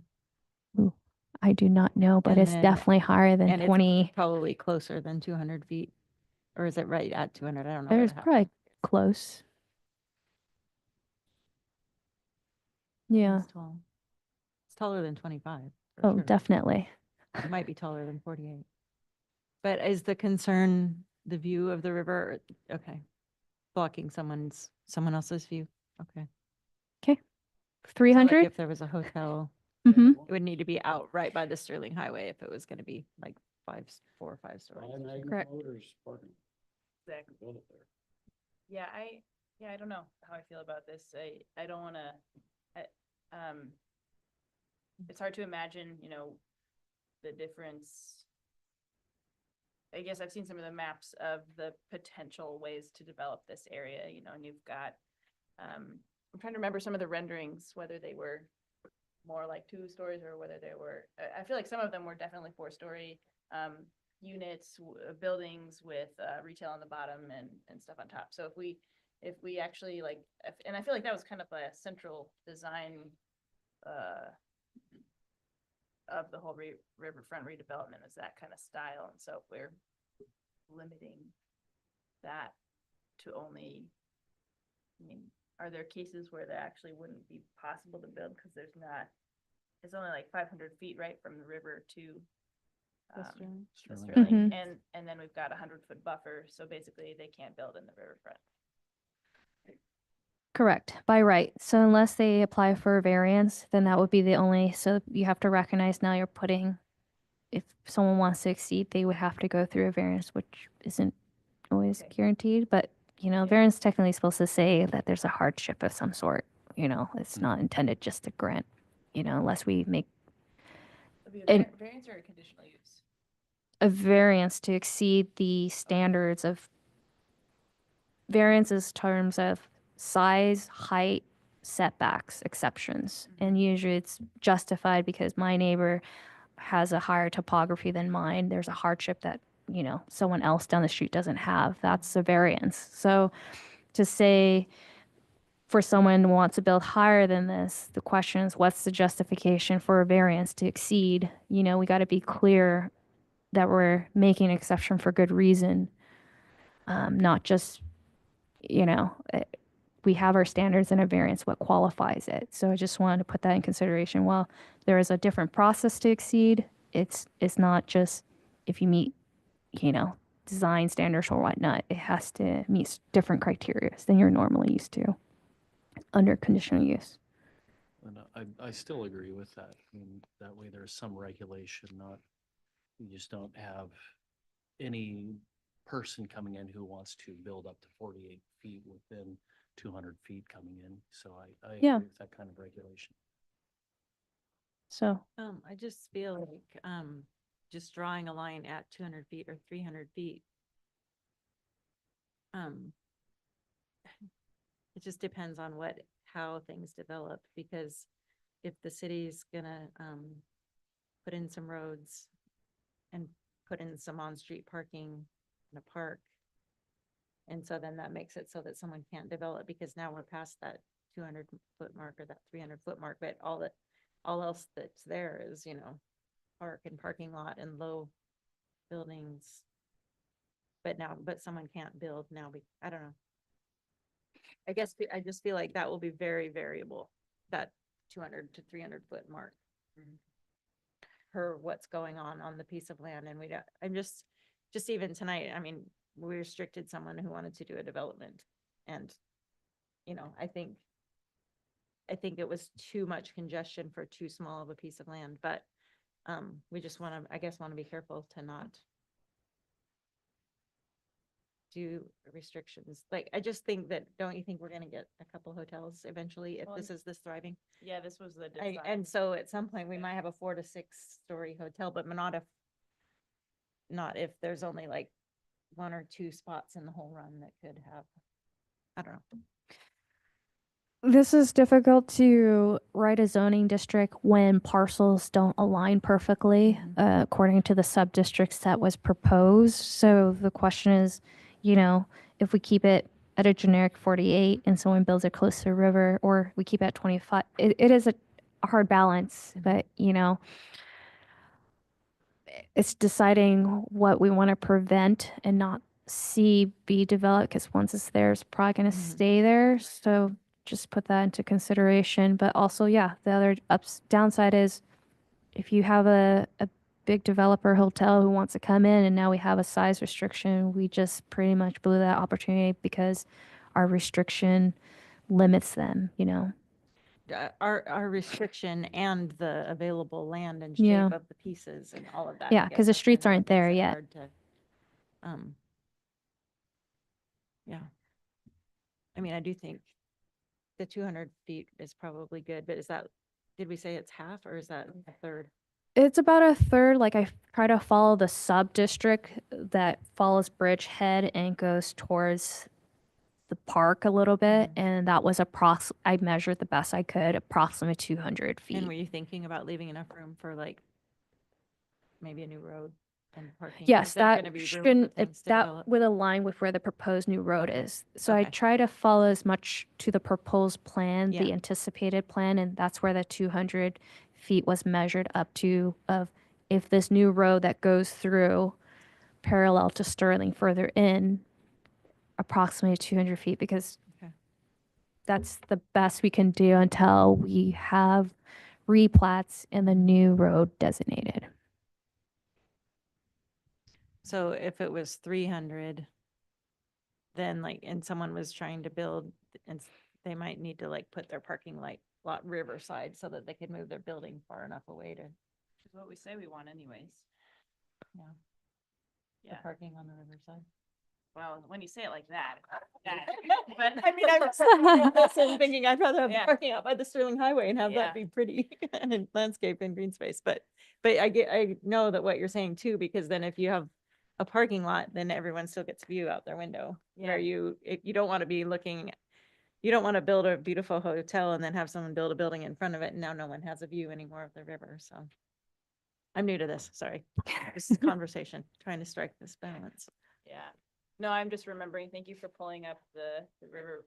This is the actual plan and some of the renderings. And I just remember like that it's like a 4-story with retail on the bottom as the ideal way to make use of space and have like people's ability to live there and Housing also shop upstairs there. and, Yeah. mhm. So not really even hotels, but more like housing. Yeah, and, mixed use developments. Mhm. So, but it's tricky. We don't want. I also remember hearing a lot during this whole process, the public process was like, we don't want a lot of buildings right there. Like, can you turn as much of it as possible Into into green park space, and green right. space? And it's right down there, parks and green space. So, Mhm. yeah, I think, and we would like all those parks and green spaces to preferably be, along the river. Mhm. So, yeah, 250. Yeah, I would say minimum 200. I'm not gonna, I mean, Yeah. I'm not overly, I'm just expressing my concerns. I'm not like Yeah. convinced that So I- 300 is too I much. got Yeah, I don't. 300, No. 300, 250. What do I have? Whatever Gary wants. Commissioner Murray?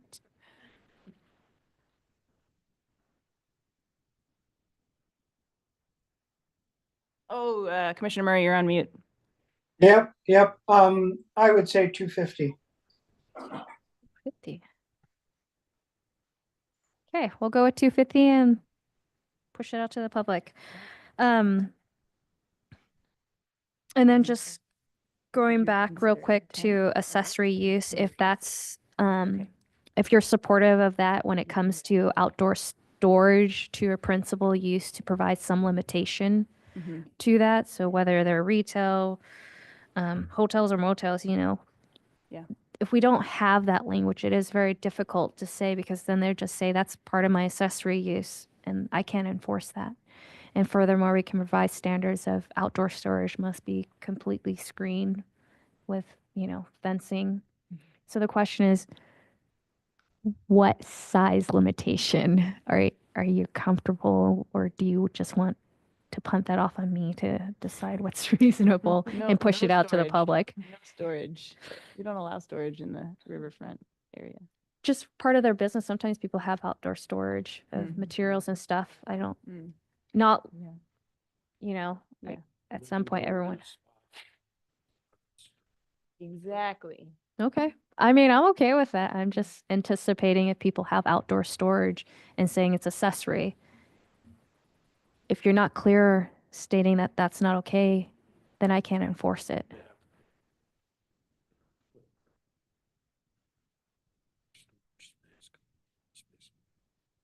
Green space.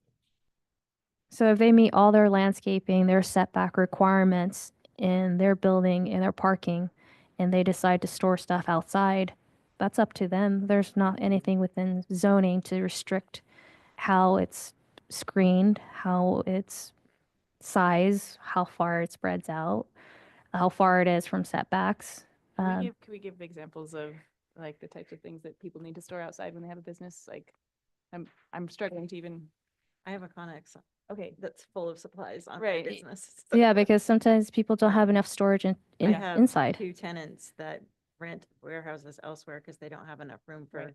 even just to like receive their retail while they unpack Mhm. it. And so they would love it if I could provide more storage space on site. right.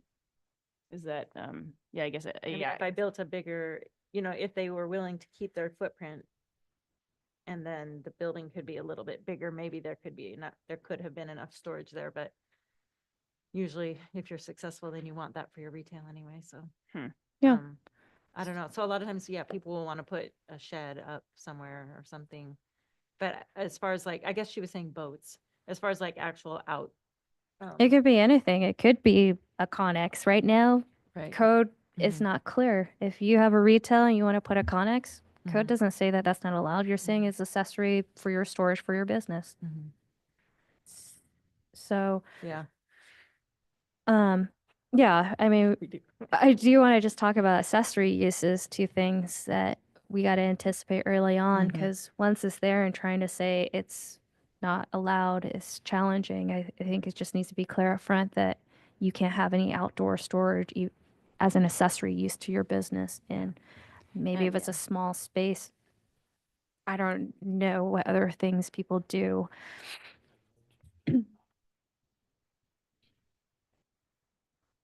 Mm-hmm. Developers. Yeah.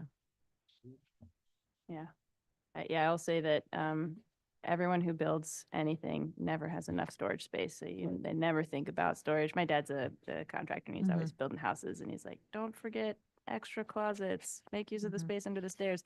And so maybe what we could almost have encouraging any new businesses to incorporate storage space into into their building design. I know it's like more expensive to heat, it's like a heated space, but it does seem like this is the time where we get to say, for this very special zone, which is right next to the river, and we want it to feel like different, or like a downtown. Yeah, we get to be a little bit more picky about. Yeah, so things. say a few examples, because you're asking like GCI has all of their trucks or vans, Mhm. and so they store them on site. Yeah. When, if a restaurant also has a food truck, they're probably gonna wanna, and maybe even Yeah. need to store it on site if they're loading. I mean, they're gonna at least pull up there to load, but Right.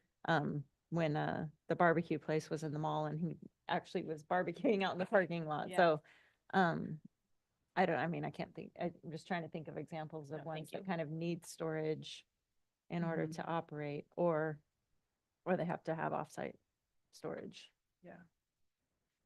Madam Chair, Dr. Hicks. Right. And then perhaps we should wrap up this. Can we postpone this conversation then for the next meeting? Or I guess we'll still have a quorum. Sorry, I just wanted to Yeah, avoid the. we still have a quorum, and if there's no other changes, then I will incorporate what we discuss and then push it out for public to view the draft before the next public hearing meeting I in actually March. would, sorry, I Yeah. do have one more question. Please. In the, I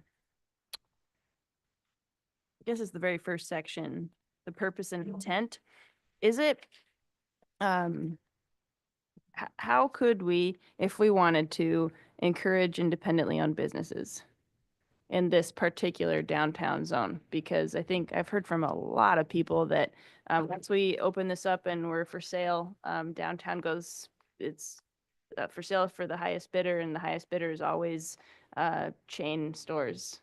And I guess I've just heard from a lot of people that why don't we just limit this to independently owned local businesses? That's the flavor that we want.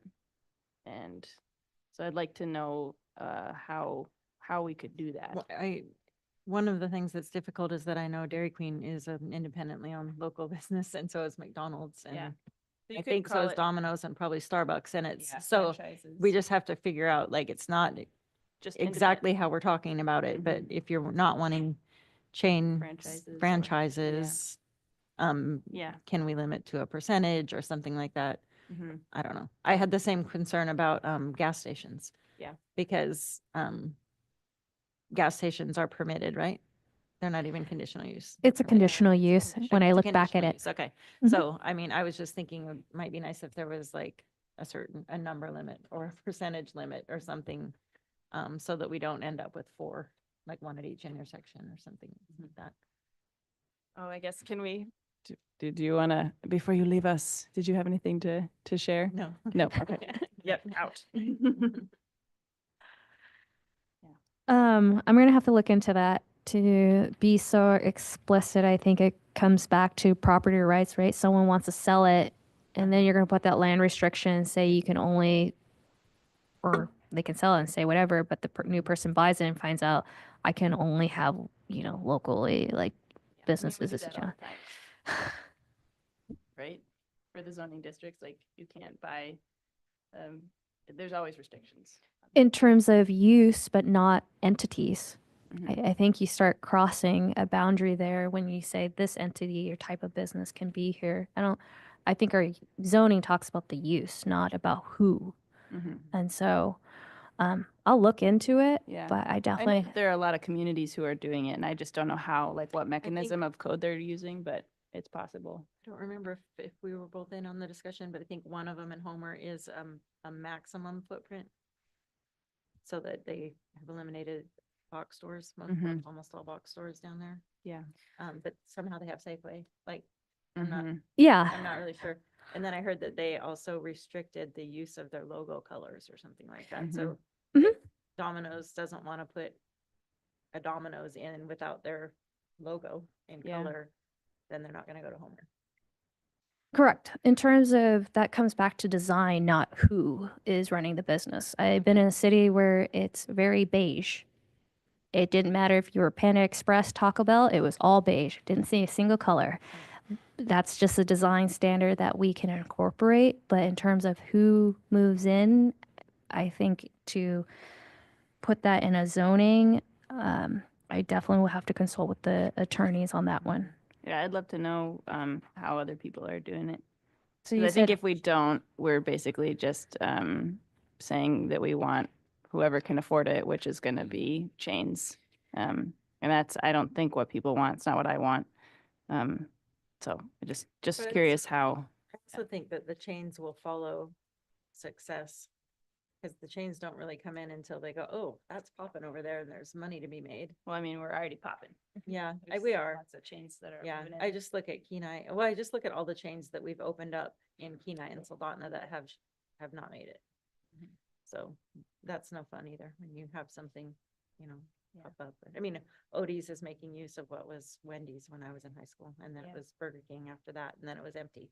Mhm. And so it's nice that Odie's is in there, but, you know, we've got Carl's Jr. and Kenai sitting here Mhm. empty for year after year, and, the Lowe's turned into a storage. Yeah. A storage place, you know, so Yeah. it's like, Pizza Hut, most of them, Pizza Hut, Kentucky Fried Chicken, they've been repurposed, but having those very specific type buildings pop up and they're new and, you know, stylish, at least when they're made, when they're built, and then, yeah, if, I just don't know how many more of them are gonna move into our area unless this area starts becoming more successful. But then that's the tipping point probably that you're wanting to be able to save that for some smaller businesses, Yeah, I guess or it's just to keep the unique small town. yeah, yeah. If we don't, then we just District. turn into like a strip mall with Mhm. chain businesses. Because that's who has the capital to buy land and build buildings, like, Mhm. yeah, it's just a lot. If we wanted to level the playing field even, we would have to do a lot with with design or code or grants or partnerships or, you know, I know there's lots of ways to do it and I don't know how, but I would like to Yeah. learn from our attorney or whomever to. I mean, and if you can think of other cities that are doing it, I'll look into Homer. I think ultimately, as what Commissioner Smithwick was mentioning, was size, because all these corporate entities, it's all about volume. So, you know, in a lot of ways, you can say a gross, no standalone building of this size. You're already eliminating a chain because they're all about the volume. But then, you know, it made me think about a city I worked for where we had restaurants nonstop. So they got creative. So they only did drive-throughs. Hmm. You know, is that something we want to prevent here? That, again, if you remove the drive-through, another fast food might not want to be in here. You know, there are other mechanisms than just be so explicit to say we don't want this type of business. Well, I think you just reminded me of something on that, because we discussed that if, we talked about drive-throughs before, but yeah, I don't know, I guess it's site specific, but if you make it so that the drive-through has to go a certain direction or something, then well, so we were concerned, I think, with the Sterling Highway view, and now we're like, this is very different because it's all the way to the river and it's got both sides view, so we weren't really wanting backsides of businesses along the Sterling Highway. Yeah. Like, Starbucks, Domino's turned out being this backside kind of at our main intersection when you first come into town. Mhm. And I think that's when the discussion about drive-throughs came up, that either if you can't have drive-throughs or if you restrict where they can enter in relation to whatever you're trying to protect, whether it's the river or the main street. Mhm. That might be hard to write in, but just throwing that out there. I've seen enough drive-throughs and I've seen all the developers get really creative to get around it.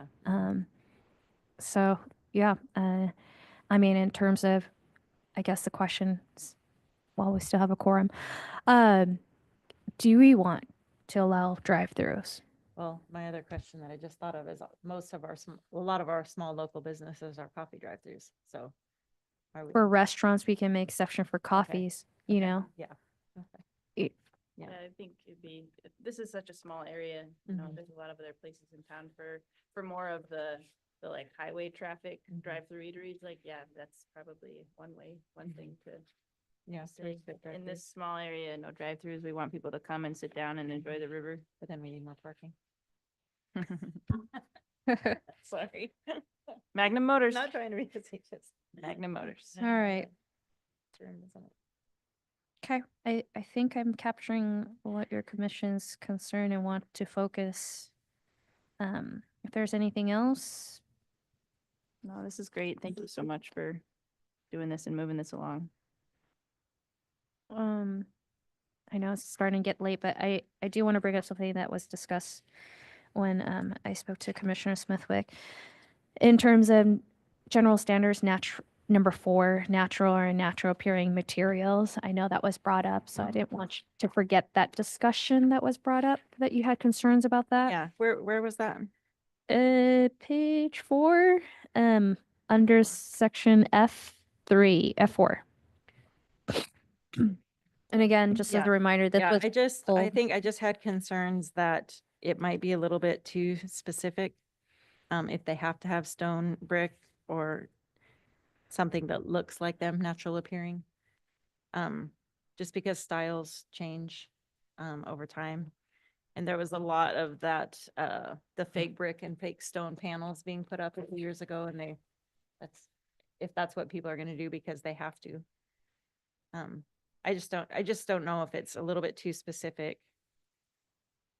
Unless we're gonna try to make everything be, like Walgreens has this look that's being described here, so if we wanted to make it so that all the buildings along there had to like kind of be that style. Yeah.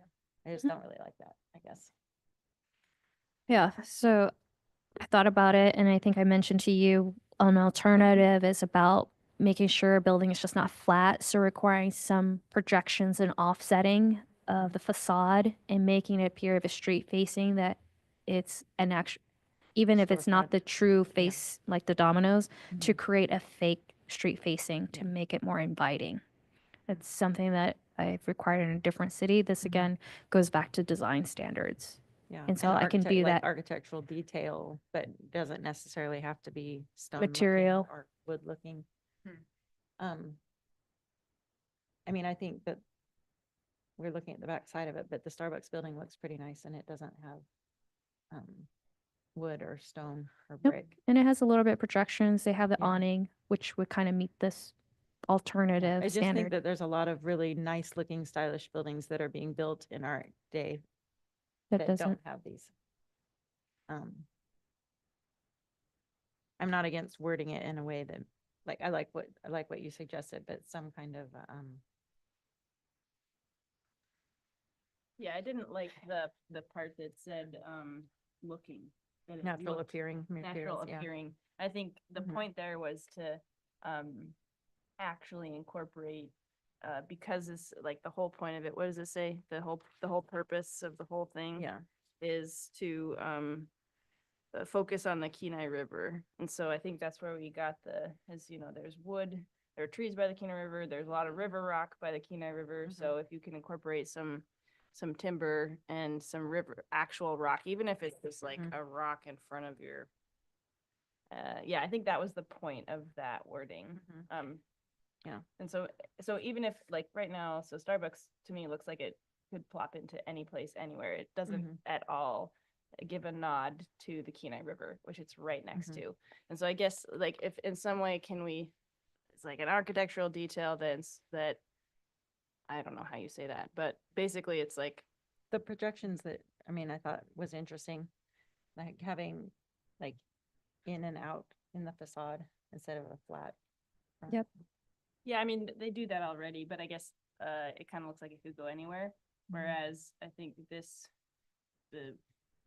what is there, timber, wood, stone, materials, in some way be incorporated so that it looks like we're next to a river. And I guess that's very subjective, but I remember that was why the commission wanted that particular Okay. language in there. But I think I don't like the looking. the Natural appearing. I think it's like. And could we natural- add like steel in there? I mean, Yeah, I steel. think that steel siding Okay. can look great, but also it could end up like just what you're saying where it's not interesting enough. I mean, it Yeah. can be either. Or maybe a combination of more than one. Yeah. So hard. How do you say like? I don't know. Make this I look mean, good. we- But, and please make this look like we're Well, next to the Kenai River. And how do you do that? There's so many ways to do that, but I think that natural materials, especially of like river rock or wood was the site, we're making this special area in town where, it's the riverfront, downtown. And so having buildings give a nod to being next to the river in some way architecturally is what the intent of that language was. Okay, I mean, that makes sense. The question is the language is so vague, so they put one beam on that's wood, doesn't meet it, you know? Right, yeah. Um, How do you make someone make something look good? It's a, Yeah, I mean, one of the things we talked about incentivizing, Yeah. you know, like if someone comes with a plan and we say, if the city has the ability to do any incentivizing, be like, if you could do that, but like this, you know, add this much more, we'd be willing to, whatever. yeah. Mhm. I mean, how do people, I mean, there's whole neighborhoods where there's like design covenants and we don't want to get crazy, but there are, I think the You hard know. part is you have to choose like this is saying, a very specific style. Mhm, And then you might end up looking generic because mhm. we don't really want all of our buildings to look Yeah. the same. What's cool about an interesting, Yeah. you know, historic downtown is not, I mean, they don't all look Yeah. the same and be the same color. It's All right, can we like wax poetic about this for like one more minute? Kinda. Okay, so, Okay. there's like a neighborhood that goes, around, it's like newer, and it's back behind Sohai, sort of. Anyways, there's a bunch of new construction in Yeah. there, and a Mhm. lot of it is like steel siding, it's a lot of the pitched roof that's all in these days, and the Does- next decade, it will be something else. Yeah. But what I liked about a couple of them, that I don't like about Starbucks, sorry, Starbucks is great, Mhm. but is that a lot of them are like black steel and but they do have like a wood beam awning Mhm. and they have a bunch of river rock landscaping. Mhm. And so it's like, oh, cool. This is a building that was built in Alaska next to a river. Like, Mhm. because there are nods of like natural materials that you would find down by the river. Mhm. And that's what Starbucks doesn't have that I wish it did. I wish it had like Mhm. a timber frame beam and some rocks out front. Yeah. Sorry. I'm getting a little sassy because it's 7:30. Okay. How do we say that in code? Gonna Well, have to give me a second or a little Yeah, I better mean, time to like I wordsmith was it. saying about incentivizing, but what if we did have like a shopping list of things that we would love to see and be like, if you Could we, incorporate like- to, no, yeah. Well, I mean, it'd Yeah. be nice. We could totally have a list of Yeah. things we'd love to see, but Yeah. they could be like. I mean, "We we're don't already, care." we're already kind of there with this, with the whole riverfront development. It's like, we would love to see this, and Yeah. it takes individual owners wanting, believing, and then wanting to But if do they- it that way instead of the way that they just want to do it. I mean, yeah, but the way they want to do it is probably cheaper. And so Yeah, why would exactly. they do something they don't have to do? Yeah. And spend more money? Like, I think that it's nice to offer carrots, but I think also we have to have like maybe just a little backstop. Restrictions, yeah. You guys are really making my brain work. It made me think of a process that I used in a different city. We called it a plan unit development. It says if you meet any of these 6 criteria that align with the plan or the city's goals, then we can allow you to deviate, similar to our plan residential development, where you can have higher density but meet these certain standards. So I don't know, I'm just thinking off the top of my head of maybe we keep our standards generic, 2 parking space or whatever, lower height, and then if you meet these criteria, you incorporate these design standards that really aligns, we will make exceptions to it in exchange that you're meeting these bigger goals that we envision for our town. I did that at Salt Lake City. It was very successful. We had very unique projects so that it's not a variance, because a variance and a CUP is 2 separate things, but this is incorporating a development as a whole. It's a completely different process, but it's been very successful. And it kind of goes back to really implementing it that way. And also, I mean, I would think another carrot would be maybe signage. So like they could have maybe bigger sign or whatever, but not just for the sake of a bigger sign or sticking out farther, or being up higher, but it would have to like really incorporate well with the design. Yeah. Like this looks great with that sign. Mhm. Because you've done these extra things that, you know, I don't know if you can do a sign, if you could add a sign in there, but it is something that matters, especially to like bigger developments.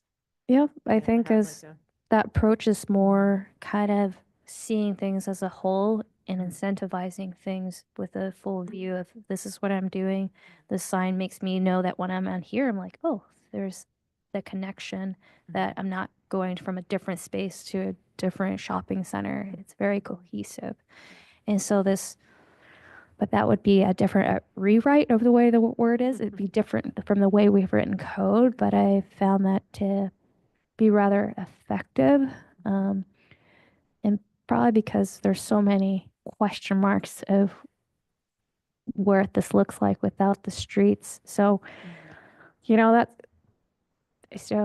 I don't know where Don is, but that's the question is that maybe an alternative route we want to pursue?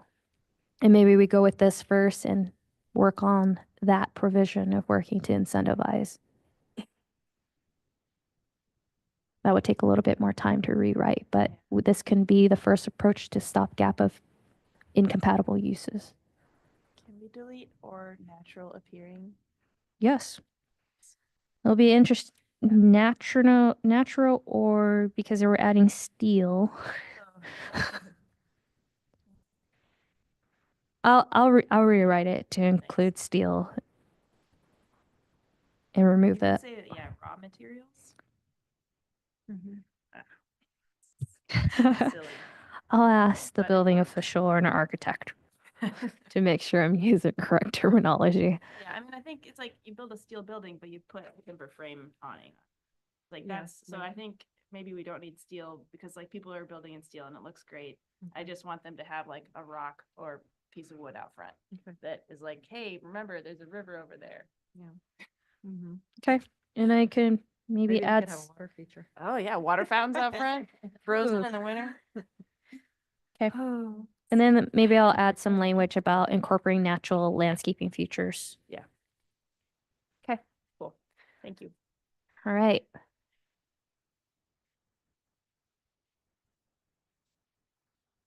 Yeah.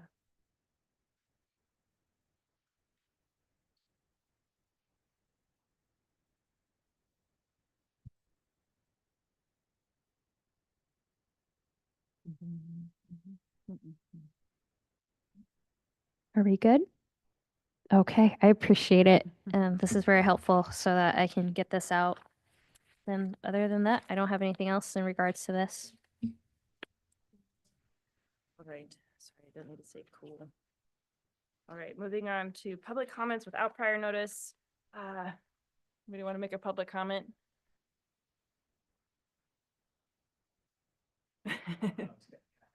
It's not your- you don't have to, but you can if you want. If you do want to make a comment though, you should come up to the microphone.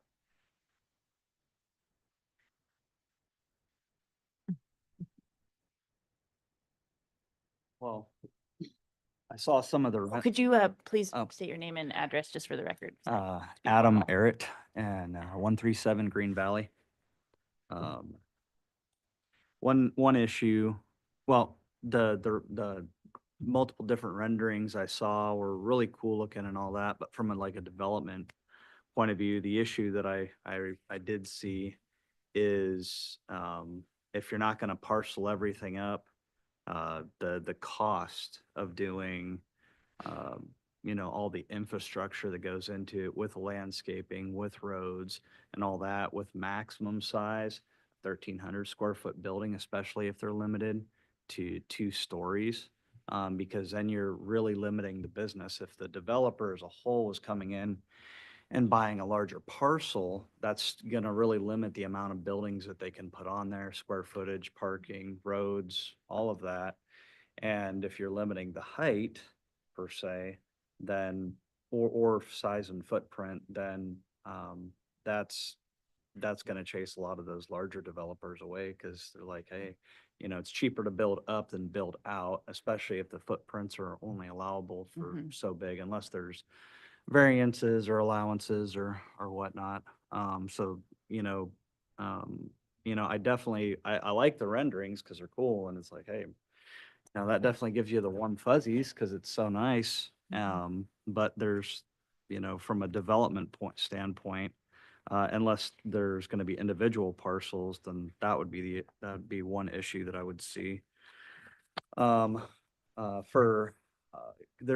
also saw some mixed use where you could say, okay, hey, if it's 2-story or maybe if it's further up beyond that 200 or 250 foot uh, space away from the river where you can go up to 4-story, you might be able to get away with that a little bit more, but the 2-story ones would not make any kind of a sense if you're trying to do a mixed-use commercial residential. If it's commercial, then an office, then that would make sense. But again, then you're coming back to the storage with 1,300 square feet. If you're having a business go in there and they don't have any place to put any storage in a 1,300 square foot, I mean, there's 1,300 square foot, it's like a starter home for No, 2 it's like people literally and, the size of a and, deck, and but- 1 kid. That's like a 2-bedroom, 1 bath, 3-bedroom, 1 bath. And that's like, okay, let's live in it for 3 years and get out. So those may be some things to reconsider, especially if you're looking to get a larger developer to come in and do a larger piece of property. And then with this, because in some of the renderings I saw, one of my questions was, with all the businesses and everything that's currently in there, like what's the short or long-term goal to, start incorporating some of this to where we could see this one way or the other? Is that just gonna be based on the developers that are coming in and say, hey, we got an idea, or we got an idea? Is that, or are we looking at, trying to work with current property owners to say, hey, one of the renderings, it appears like the hooligans place is just gone, like, bye-bye. We don't need any more of you, which, okay, that's fine, whatever. But with property owners that have that, it's like, hey, what's kind of the mode that you see the city going in order to, clean it up and change things up? Because I lived in Phoenix, Arizona for several decades. And a lot of the larger communities have been doing kind of similar concepts where it's like, hey, we need to clean up downtown because it got completely overrun by all kinds of bad stuff. And they did a lot of stuff to incorporate new architecture and making it, public use areas and really sprucing it up. But in order to make way for that, they had to, in some instances, they had to either come in and do like an eminent domain or work with the current property owners to sell, because like, hey, you can either sell or we're gonna have to start pushing codes and things that's basically gonna put your style of business like out of business essentially, and then your property value is gonna go down. So I don't know if you guys have plans, thoughts, things. It's been in the works for many years, a decade or and a half or more, talking with landowners, and I won't say too much because I'm merely the chair of the Planning and Zoning Commission, and a lot of staff time has gone into this, and yeah. I can speak on that question. Well, first I will say that there was a recent rumor about eminent domain. Our city managers made it very clear that is not an approach that the city will do. We want to work with local businesses, residents on it. It's too early to tell what that looks like as we go into second phase, potentially incorporating form-based code and or design standards. We'll probably look into that more. I had an architect ask me, how are you going to transition out of that? I think it's too early to tell without having those discussions first with the business owners and what that looks like, and ensuring that we're not putting a burden on them. And of course, this is even though it's a 20-year, it probably is a 30-year plan. And so we have quite a bit of time, but that's not the intent, is just to come in and hope that a big developer comes in and buys and demolish a building. That's not the vision we envision for at least in the near future. Well, it sounds like there's open and, some open to different possibilities based on like, hey, what do you want to do and whatnot? Because that was the other thing, is even if you did get a larger developer that could come in and, if they were staying to some of these standards where, 2 foot or even, or not 2 foot, sorry, 2-story. I'm tired. My coffee wore off several hours ago, so I'll try to make this quick because I'm sure we all want to get home. but it's gonna, you know, if they were gonna maintain ownership of some of the, businesses or commercial, um,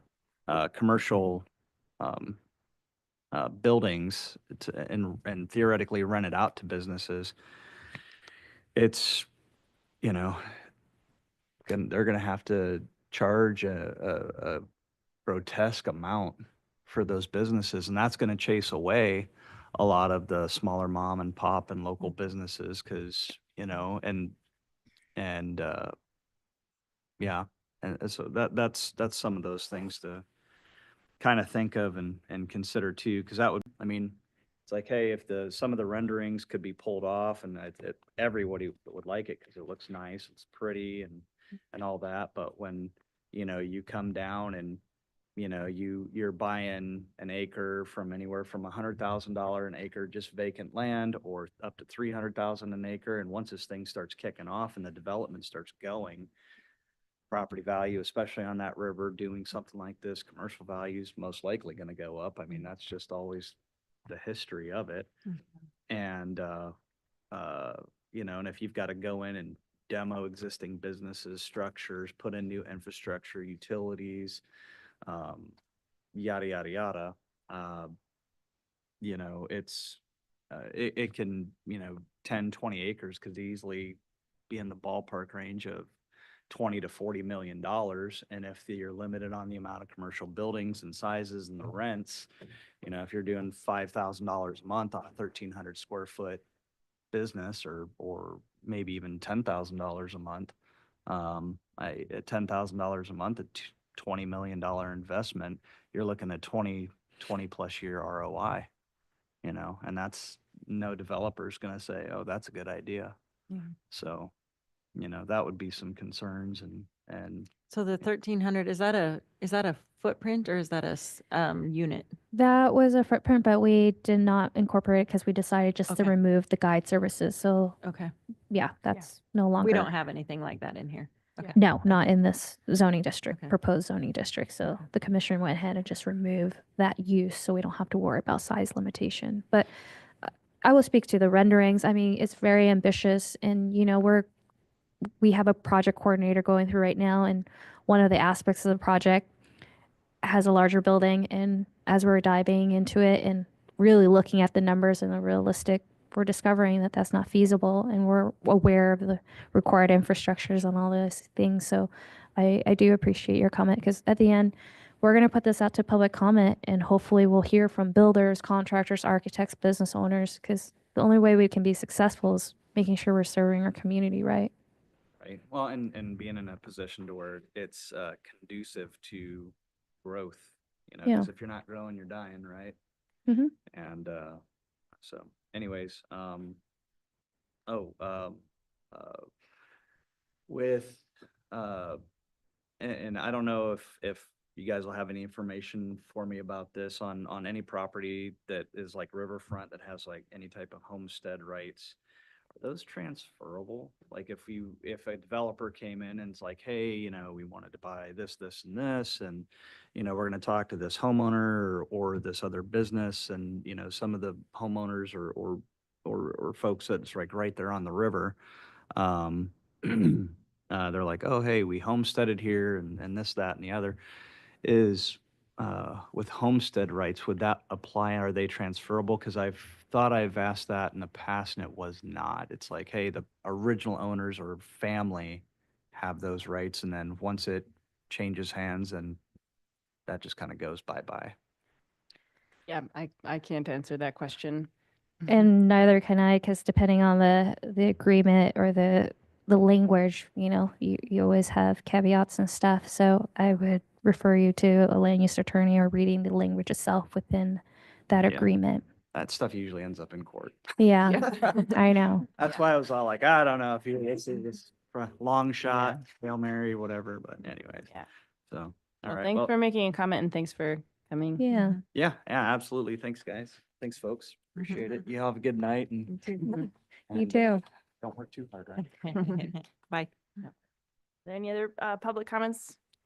Just send an email with my thoughts. Absolutely, yeah. Thank you. Informational items, do we have anything? Okay. Yeah, I think we can move on to reports and commissioner comments. Linda Hutchins left, so that's too bad. Director Mitchell, do you have anything additional to report?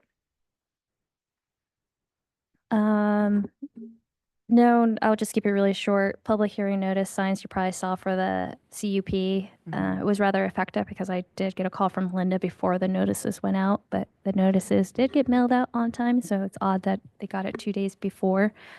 But I have a actually, question. When did they get mailed out? Because I got mine at the same time as they said they got theirs I mailed it out on Tuesday, a week ago. Yep. Okay. and code requires 7 days, so I could have mailed on Wednesday, still meet the deadline. Because I did talk to one of the testimony, Carrie, actually a couple days ago. So even though she received her notice after, Oh, it's And- possible that I didn't check mine.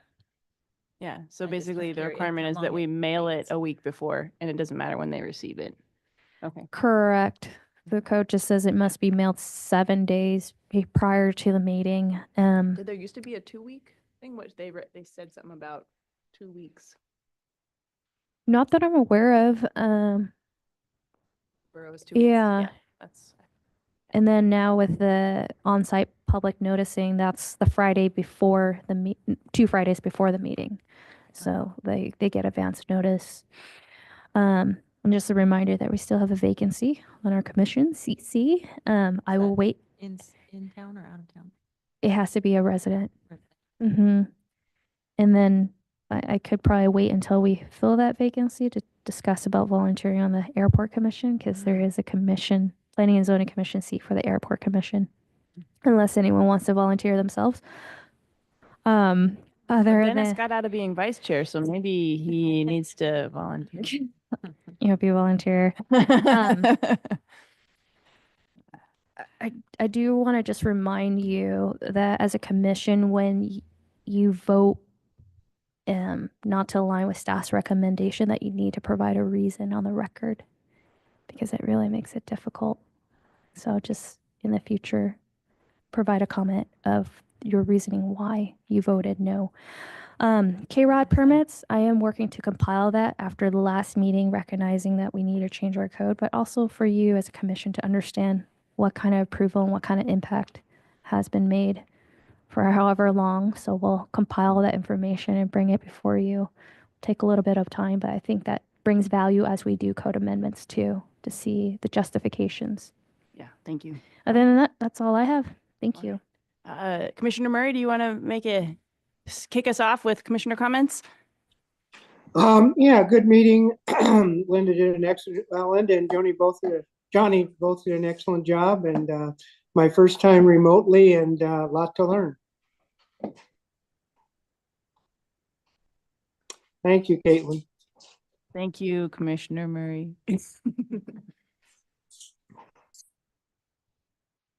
Yeah, once again, great work keeping up with this, so thank you for that.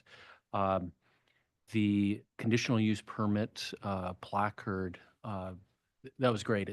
I love the idea. As I was driving to my house, that's the first time I saw, one of the placards, and I think that's a fantastic idea. The mailing of notices within a week, do you think it would put too much undue burden on staff to increase that amount of time? So mail out these notices, whether it's 2 weeks or whatnot. That way the public comes in and we don't get a lot of complaints, like we did tonight. Oh, I just got this 2 days ago. Or would that put too much undue burden on staff? Not at all. So it was actually mailed out before the on-site public noticing. However, the wrong postage was put on there, so it got returned back over the weekend. So then I still was able to meet the minimum deadline, but the goal is to mail it out about the same time, the Friday, 2 Fridays before. Yeah. Not a burden. Yeah, great job, though. Thank you. Yeah, and I would say since I am a property owner, I received one of those and I did appreciate, it's like a postcard and Mhm. it's shiny and it has pictures and it's in color, which was kind of cool because I've received the other ones that are, folded up and you're not sure what you're reading and, Yeah. I liked it. I thought that was thoughtful. Change is good. Yes. And then I would just say, as for the conditional use permit tonight, my thoughts for my reasons for voting no on that were that I feel like the plan is too congested. I think it's too many parking spaces. I realize that it fits. I feel like it doesn't work well. The with snow and with congestion and I just think it was too much on a very small piece of land. I was wondering if we could potentially submit it for reconsideration as a 8-unit, 2-story multifamily dwelling, which would significantly reduce the amount of parking required and leave more room for landscape buffers, especially since the neighbors, I guess it's going to be multifamily to commercial now if we were to change it to multifamily, right? It's already commercial. So we weren't changing the zoning. No, yeah, they okay, kept just condition- using the okay. wrong terminology. Yeah, It's okay. just a conditional Yeah, so use. forget that part, but it would allow him to have more room to create a buffer in some of the areas and get the trees far enough away from the highway. And I would be interested in reconsidering it at a smaller density on the property. I will let the applicant know that, he is under contract and the way our code is written, they can't reapply for something similar Oh, within 9 months. Mm, So, Oh, wow. yeah, otherwise someone would just keep reapplying and reapplying, but Mhm. the question is what's changed, substantially is 8 units, 12, I don't know. I will we have to look reconsider- specifically at the code, to see if that's permitted, but I'll have that discussion with him. And yeah, when a conditional use is within your purview to make that statement of why you don't think it fits well, otherwise it would have been by right. That, you could have required him to do a landscape buffer between the parking space between Mrs. Banner's property. These are all within your purview to add and condition, even do a fancy trash enclosure to screen that. So we would have had the opportunity to add conditions. So you were Absolutely. conditions, or we didn't have any conditions, honestly, in that one, so. Yeah, Mhm. over time as I learn the things that you are concerned about, the things that matters most to you and what you expect, Mhm. I will incorporate those as a condition. Right now, I'm just really looking at the standards Mhm. and seeing if they meet. I don't want as staff to burden someone if it hasn't been consistently applied. But we're going to change that. I've now learned what you want to see in the K-Rod overlay district. We're going to scrutinize the development plans and what that looks like. So again, staff's recommendation, it's really just to make it easy for you to not have to figure all those standards on the fly. Back then it was just you write your own conditions and your own standards, but now the process is now staff writes a recommendation, you can modify, you can, Yeah. it's up to you and add things that as long as it aligns with the standards, we're good. So you So can still, so he could technically appeal. no, I mean, No. we could, so He can't appeal. I mean, he can appeal. We can also right now, if we want, reconsider the vote at the next meeting, and add conditions like screening the trash and adding more trees and, figuring out if there's a way that we can add the conditions that we want to make his, But it can't be a slightly smaller building so that there's less parking. We can't really do anything the about that condition part. couldn't be that it was 8 units instead of 12. I mean, it could, Yeah, so we could Okay. resubmit for consideration, but it has to be this. Okay. Yeah. because you're saying, hey, we're willing to approve the development. Yeah, if Yeah. you reduce it to 8, reduce the parking to align with the minimum and whatever else. And they can take that or they can leave it. Okay. Yeah, do we need to move to do that or no? Okay. Cool. So someone who voted on the prevailing side can give notice. Okay, right now. I'm gonna say. That's fine. Would like to give. Okay, I would like to give notice of reconsideration of resolution PZ 2025-003, granting a conditional use permit for the construction of a 12-unit, two-story multifamily dwelling unit within the commercial district, 100 South Cobach Street. Yeah. Do you play rummy?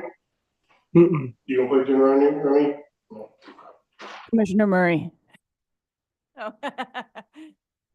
Well, Jenny already took care of it. I was just gonna suggest, why not reconsideration to do exactly what you just described. So, thank you. Wonderful. I guess that's me. Thank you, everybody. This was a good meeting. Appreciate everyone's time. Wait, and Johnny, comments. Come on, give us something. All right. Thank you, everyone. With that, oh, shoot, our next meeting is March. Oh, boy. Our next meeting is March 5th here, 5:30. Be there. Our meeting is adjourned.